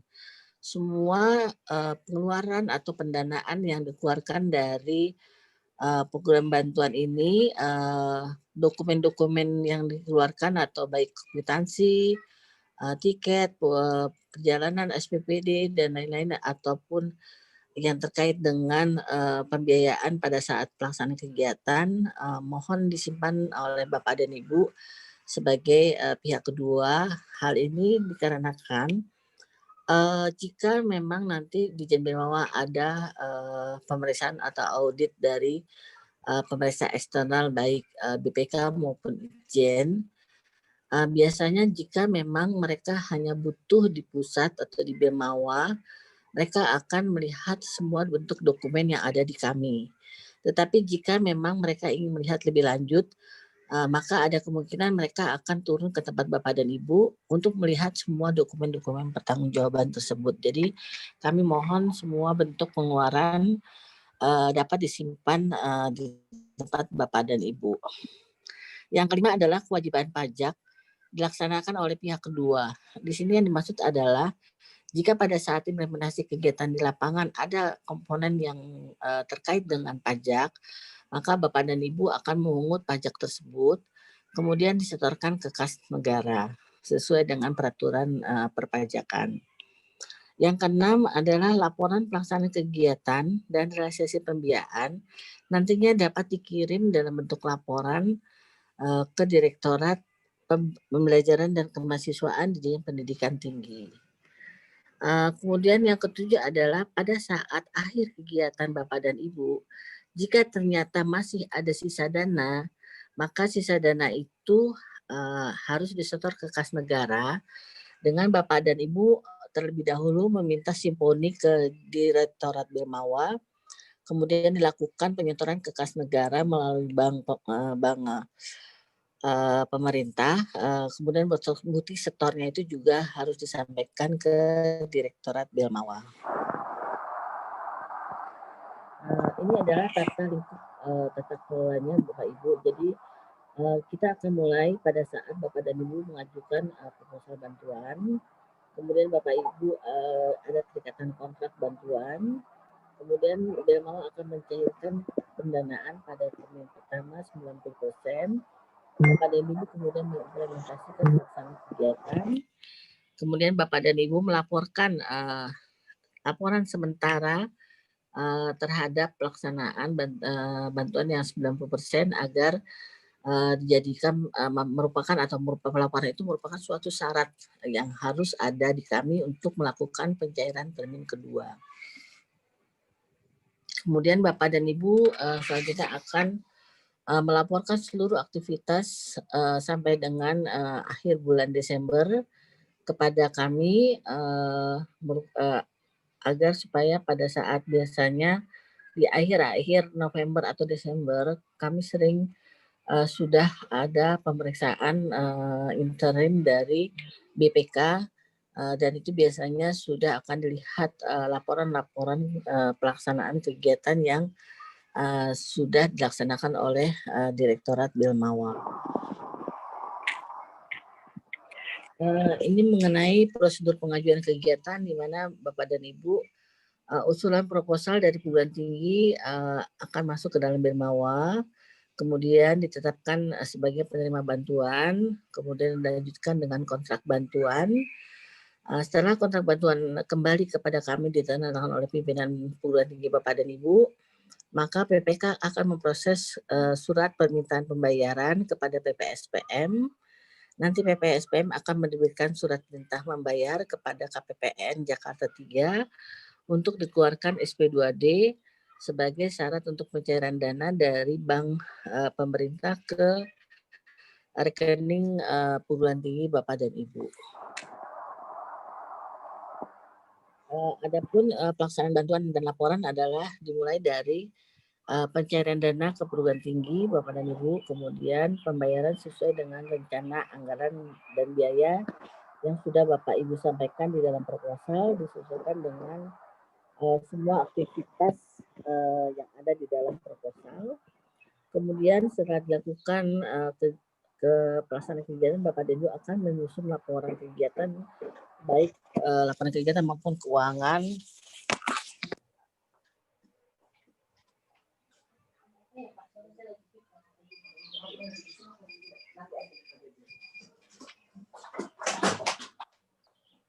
Maaf Bapak dan Ibu ada gangguan. Jadi kemudian Bapak dan Ibu menyusun laporan kegiatan dan keuangan secara keseluruhan. Nah, jika memang pada masa akhir kegiatan Bapak dan Ibu ada terdapat sisa, Bapak Ibu akan menyetor ke kas negara dan bukti setornya disampaikan kepada Direktorat Birmawa beserta laporan paling lambat 31 Desember tahun 2020. Dan untuk pelaporan Bapak dan Ibu, sekali lagi mungkin kami ingatkan bahwa laporan kegiatan mohon disampaikan kepada Direktorat Bilmawa pada tanggal 31 Desember 2020. Nah, ini ada beberapa komponen untuk biaya adalah yang kita kenal dengan jasa profesi narasumber.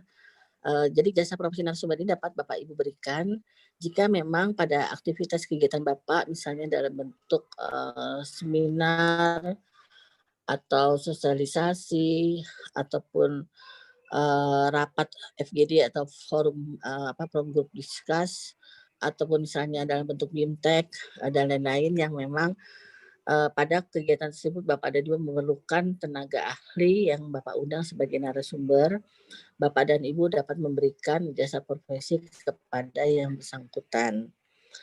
Kemudian yang kedua juga jika terkait dengan kegiatan Bapak dan Ibu dilakukan, misalnya ada perjalanan dinas, baik narasumber peserta panitia juga dapat dibayarkan sepanjang memang kegiatan tersebut adalah berupa dalam bentuk luring, bukan melalui daring. Kemudian yang ketiga adalah biaya-biaya rapat atau pertemuan-pertemuan baik secara luring maupun secara daring. Yang keempat adalah biaya koneksi internet atau komunikasi rapat. Selama masa pandemi COVID ini kan banyak sekali dilakukan melalui daring, sehingga untuk biaya koneksi internet atau berlangganan conference meeting-nya boleh dapat dilakukan penggantian untuk pembiayaannya. Setiap prodi satu akun atas nama prodi dan dalam jangka waktu masa kontrak. Jadi dapat dibayarkan tapi sepanjang dalam masa jangka waktu kontrak. Kemudian yang kelima adalah belanja bahan habis pakai. Jika memang di dalam rencana anggaran biaya yang Bapak usulkan terdapat ada pembelian bahan habis pakai atau alat tulis kantor, Bapak dan Ibu boleh melakukan pembelian bahan habis pakai. Yang keenam adalah biaya lain-lain. Di sini adalah 10% adalah dimaksud adalah untuk biaya manajemen atau operasional, tapi bukan berarti Bapak dan Ibu boleh membeli untuk mata anggaran belanja modal, misalnya untuk pembelian laptop dan lain-lain. Kemudian yang ketujuh adalah besaran tiap komponen biaya tetap harus mengikuti standar biaya umum tahun 2020 yang sudah ditetapkan oleh Kementerian Keuangan melalui PMK nomor 78 tahun 2019. Ini juga terkait dengan manajemen atau honorer kegiatan, di mana jika besaran honor kegiatan narasumber pembahas itu tetap mengikuti standar biaya masukan tahun 2020. Sedangkan untuk pembayaran honor bulan mohon dapat ditetapkan dengan surat keputusan dari pimpinan. Kemudian biaya kegiatan bisa dapat dilakukan dalam kota, luar kota maupun rapat di luar jam kerja. Tetap dengan mengikuti standar biaya masukan. Kemudian yang ketiga, jika memang ada aktivitas monitoring evaluasi, Bapak dan Ibu bisa melakukan memberikan komponen-komponen yang terkait dengan monitoring tersebut, yaitu berupa uang transport at cost, kemudian uang penginapan at cost, dan tidak ada istilah jasa profesi dalam monitoring dan evaluasi.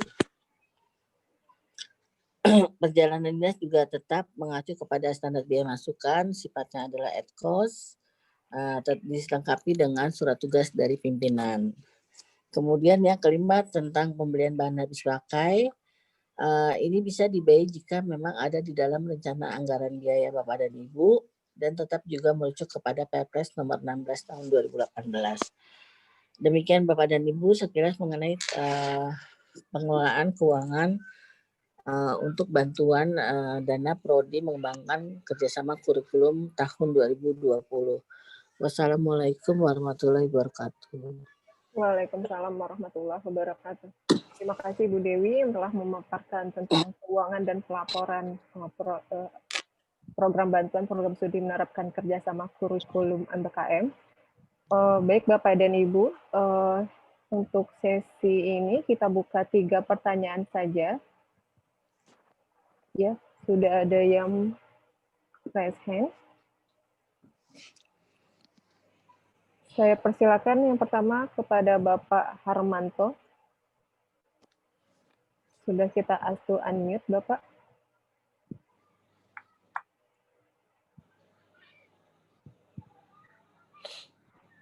Harmanto.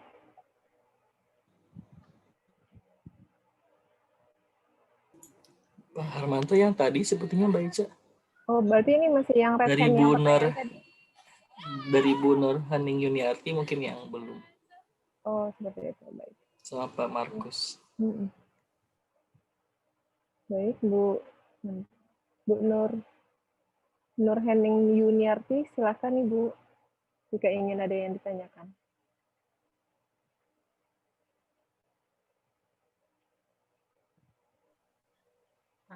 Bu Nur? Ya, Bu. tadi di mute ya. Mohon maaf, tadi pertanyaan saya sebenarnya untuk narasumber yang sebelumnya dan saya sudah dikasih jawaban oleh Prof. Edi ya. Jadi untuk terkait keuangan insya Allah tidak ada pertanyaan. Oh, seperti itu. Baik, terima kasih Bu Nur. Mungkin yang sekarang statusnya raise hand, kita low hand dulu ya Bapak dan Ibu biar ketahuan yang bertanya di substansi keuangan siapa saja. Saya low hand semua dulu.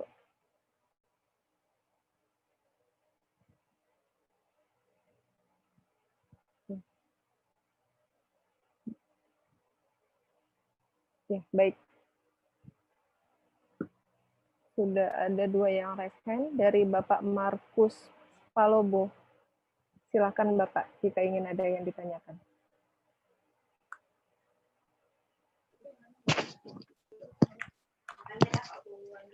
Ya, terima kasih atas kesempatan yang diberikan kepada saya.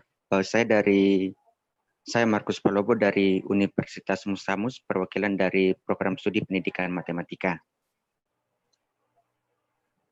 Ya, baik Bapak, silakan pertanyaannya Pak Markus. Ya, ini berkaitan dengan yang dipaparkan tadi dari narasumber, yang pertama tadi berkaitan tentang bukti-bukti kwitansi dan sebagainya untuk laporan keuangan itu yang disampaikan tadi disimpan di pihak kedua. Itu artinya apakah nanti di laporannya kita tidak melampirkan kwitansi-kwitansinya atau kita hanya simpan saja, kita laporkan hanya laporan pertanggungjawaban keuangannya tanpa bukti-bukti kwitansinya tidak dilaporkan. Itu yang pertanyaan pertama. Kemudian pertanyaan kedua itu berkaitan dengan yang disebutkan tadi yang mengenai honorarium. Tadi ada yang untuk honorarium atau dibuktikan dengan adanya SK. Kita kan di perencanaan anggaran itu ada honorarium untuk tim kerja ini, tim untuk kegiatan di workshop itu ada honorarium untuk peserta kegiatan ada workshop nanti. Apakah nanti untuk adanya honor nanti ini harus kita buat SK dulu, SK tim untuk melaksanakan workshop itu baru ada bisa mengeluarkan honorarium untuk kegiatan tersebut. Itu dulu pertanyaan saya untuk sesi ini. Terima kasih atas kesempatannya. Ya, baik. Terima kasih atas pertanyaannya Pak Markus Palobo. Yang pertama tadi mengenai bukti kwitansi apakah disimpan di PT saja dan tidak dikirimkan ke Balmawa gitu ya Pak ya?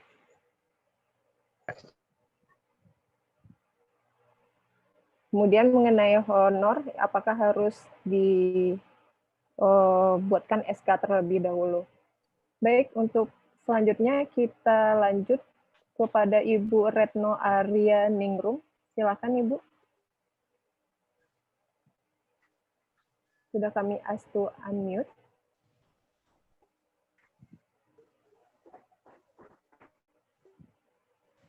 Halo, Bu Retno Arya Ningrum.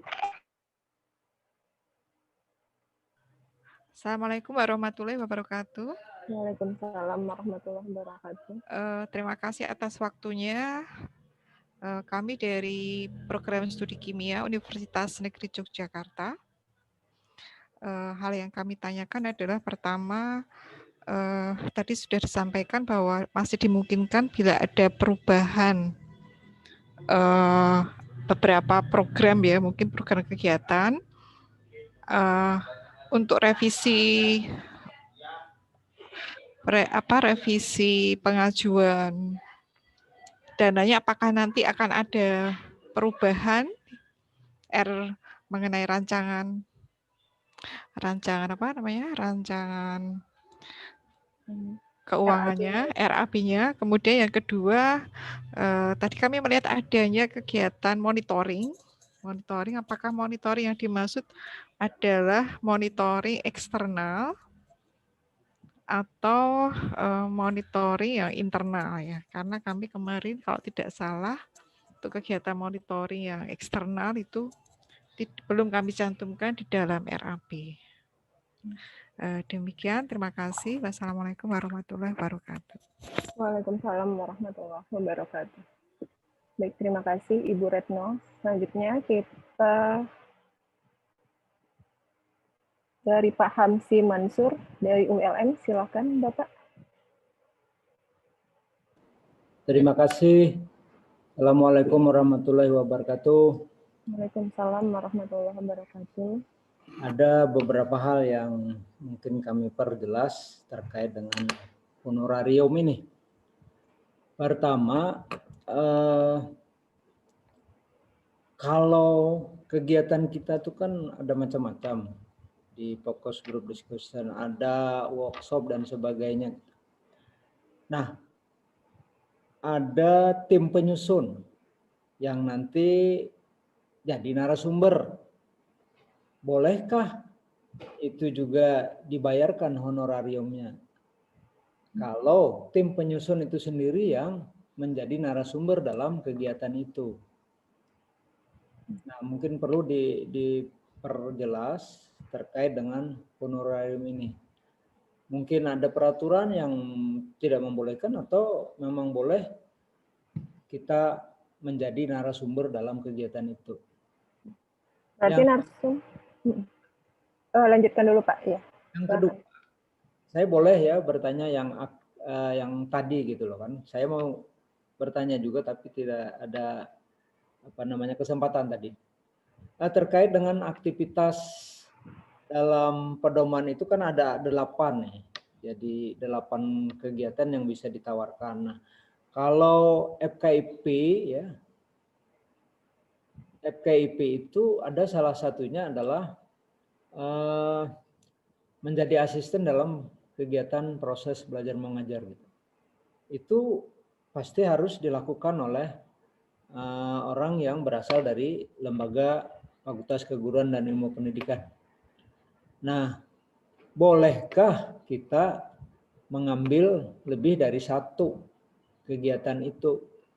Karena tadi ada magang, ada kewirausahaan, ada kemanusiaan, dan seterusnya. Mungkin itu perlu diperjelas. Saya tadi dari program studi teknologi pendidikan FKIP Universitas Lambung Mangkurat. Terima kasih. Assalamualaikum warahmatullahi wabarakatuh. Waalaikumsalam warahmatullahi wabarakatuh. Baik, sudah kita kumpulkan sekitar 5 pertanyaan mengenai keuangan dan 1 pertanyaan mengenai substansi. Untuk keuangan, mungkin bisa dijawab oleh Bu Dewi terlebih dahulu. Silakan Ibu.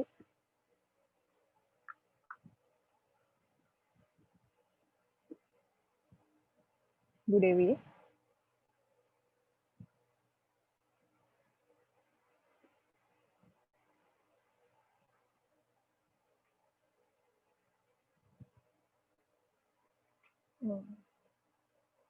Mas Awi, boleh minta tolong dijadikan Bu Dewi co-host dulu? Iya, ya baik Mbak Elsa, terima kasih. Susah ini tadi masuknya soalnya di nggak bisa unmute. Mungkin yang pertama adalah Bapak siapa tadi Mbak? Mohon maaf Markus, tadi tadi karena keluar Zoom Pak Markus dari Universitas mana tadi ya? Universitas Musamus, Ibu. Oh, Musamus. Baik, yang pertama adalah kwitansi ya, kalau nggak salah ya. Jadi Pak Markus bahwa untuk kwitansi yang merupakan bentuk bukti sebagai pengeluaran terhadap aktivitas kegiatan itu memang ada di tempat Bapak dan Ibu di perguruan tinggi. Jadi di laporan Bapak hanya menyampaikan rekap laporan dalam bentuk realisasi pertanggungjawaban keuangan dalam bentuk rekap atau tabel. Biasanya seperti itu, Bapak. Jadi kwitansi-kwitansi Bapak dan Ibu tidak perlu mengirim ke kami, disimpan di tempat Bapak dan Ibu. Tetapi kalau memang nanti ada sisa dana yang harus disetor ke kas negara, nah itu yang harus dilampirkan ke kami booty store-nya, karena akan terlihat pada laporan realisasi penggunaan anggaran secara keseluruhan. Mungkin itu, Pak. Yang satu lagi pertanyaannya apa ya, Pak Markus, Mbak? Honorarium, Bu. Apakah harus dibuatkan SK terlebih dahulu? Oh ya, pada saat kegiatan, jadi begini Bapak dan Ibu, pada saat misalnya memang Bapak dan Ibu ada honor orang bulan sebagai tim pengelola, biasanya dibuatkan SK dari pimpinan Bapak dan Ibu untuk sebagai tim pengelola. Nah, itu yang diberikan honorarium orang bulan. Dan biasanya kalau untuk manajemen honorar orang bulan itu biasanya diambil dari dana pendamping ya kalau nggak salah.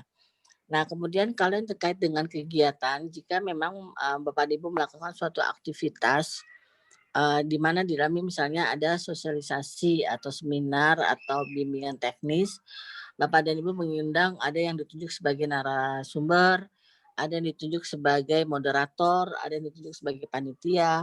Bapak dan Ibu dalam rangka memberikan honorarium jasa profesi kepada mereka, baik narasumber, moderator ataupun panitia, Bapak dan Ibu bisa bisa membuat dengan surat keputusan itu adalah sebagai data dukung Bapak dan Ibu dalam rangka pemberian jasa profesi tersebut. Mungkin itu untuk yang terkait dengan Pak Markus. Kemudian yang terkait dengan untuk Bu Retno, terkait dengan rencana anggaran biaya.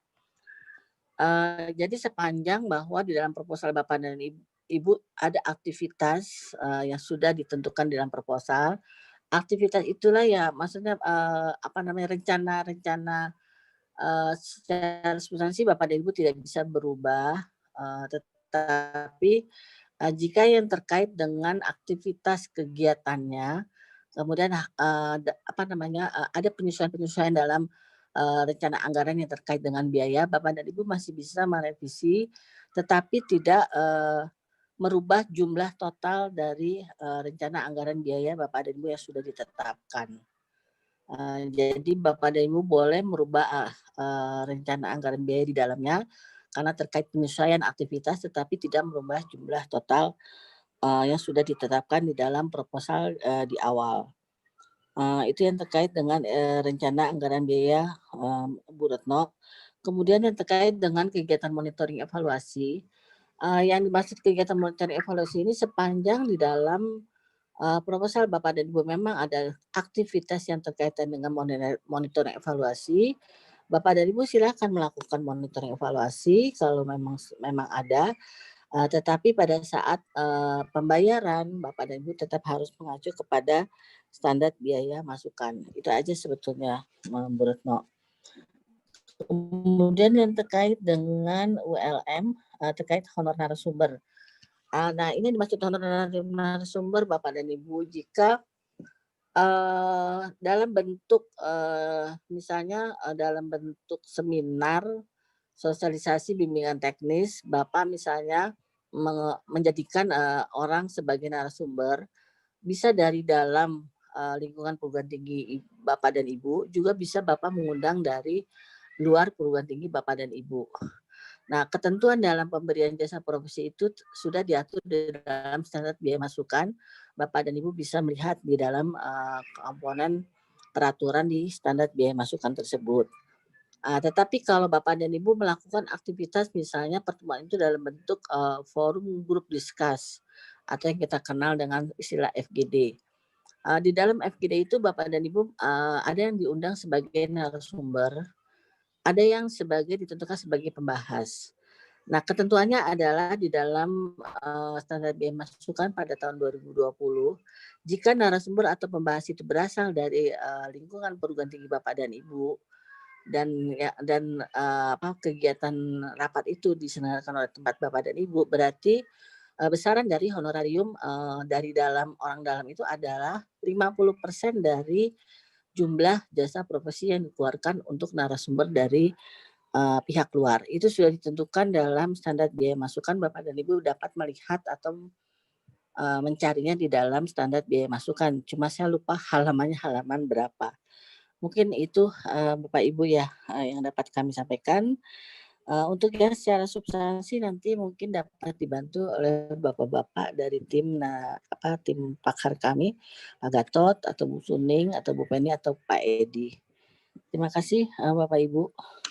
Baik, terima kasih Bu Dewi atas penjelasan dari pertanyaan. Kemudian pertanyaan dari Pak Hamsi ada satu mengenai substansi, yaitu apakah boleh mengambil lebih dari satu kegiatan MBKM dari 8 di luar asistensi mengajar di sekolah. Mungkin bisa dijawab oleh Prof. Edi terlebih dahulu. Silakan, Prof.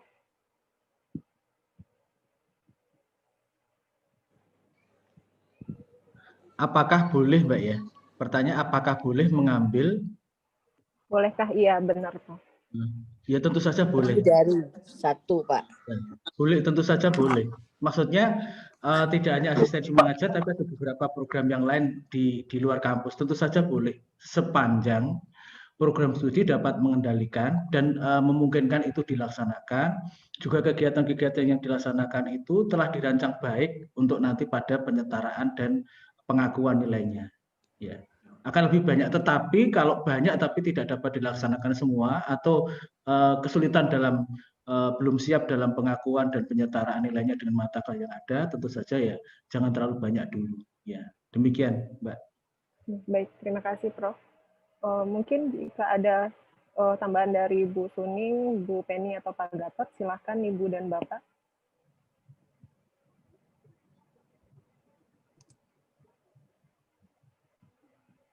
Sepertinya sudah jelas. Ya, silakan, sepertinya Ibu. sudah jelas seperti apa yang disampaikan Prof. Edi tadi. Terima kasih. Iya, baik. Terima kasih, Bu Suning. Baik, Ibu dan Bapak, berhubung kita keterbatasan waktu, mungkin untuk sesi kali ini dicukupkan terlebih dahulu. Mengingat kembali, jika Ibu Bapak yang belum melakukan presensi, silakan ikut presensi dulu yang ada di kolom chat yang di-share sama Mbak Yuni. Kemudian untuk link materi nanti kita share di grup Telegram saja. Seperti itu. Baik, sekian dulu dari saya. Mohon maaf jika ada salah kata. Assalamualaikum warahmatullahi wabarakatuh. Saya kembalikan kepada MC. Waalaikumsalam. Baik, terima kasih kami ucapkan kepada Ibu Dewi atas paparan dan penjelasannya, juga Ibu Helsa. Baik, Bapak Ibu sekalian, alhamdulillah sampailah pada akhir rangkaian kegiatan pada hari ini. Mohon izin kepada Ibu Koordinator Pembelajaran, Ibu Dewi Wulandari, dipersilahkan untuk menutup acara pada sore hari ini, Ibu.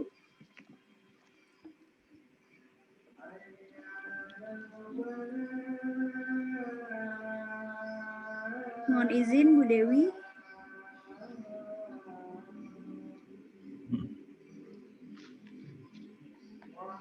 Ya, baik. Terima kasih Mbak Tasya. Maaf tadi susah air unmute-nya. Baik Bapak Ibu yang saya hormati, Bapak Ibu peserta BIMTEK dari perguruan tinggi penerima bantuan program studi menerapkan kerjasama kurikulum, Bapak dan Ibu yang saya hormati, Bapak narasumber, ada Profesor Edi, Profesor Gatot, Ibu Suning dan Ibu Penny, Bapak Ibu dari tim Bermawa. Mungkin terima kasih Bapak dan Ibu telah mengikuti sepanjang siang sampai dengan sore hari ini pada pelaksanaan BIMTEK yang diselenggarakan oleh Direktorat Bermawa. Saya hanya berharap bahwa mudah-mudahan dengan dilakukan bimbingan teknis ini dapat memberikan pembekalan kepada Bapak dan Ibu dalam implementasi pelaksanaan program bantuan ini nantinya. Kemudian juga perlu kami ingatkan kembali bahwa setelah nanti selesai acara ini, kami akan mengirimkan kontrak kepada perguruan tinggi Bapak dan Ibu untuk dapat segera ditandatangani oleh pimpinan dari masing-masing perguruan tinggi, kemudian disampaikan kembali kepada kami karena ini sudah bulan September, jadi kami juga ingin cepat segera melakukan pencairan anggaran kepada Bapak dan Ibu supaya Bapak dan Ibu juga dapat melaksanakan implementasi di lapangan untuk kerjasama kurikulum ini. Kemudian mungkin nanti hal teknis yang terkait dengan kontrak mungkin akan nanti Mas Dipta akan menyampaikan kepada Bapak dan Ibu secara langsung. Mungkin itu saja Bapak dan Ibu karena waktu juga sudah menjelang sore. Maka dengan mengucapkan alhamdulillah, maka pertemuan bimbingan teknis pada sore hari ini saya tutup secara resmi. Wassalamualaikum warahmatullahi wabarakatuh. Mohon maaf jika ada kekeliruan dalam kata-kata. Selamat sore Bapak dan Ibu.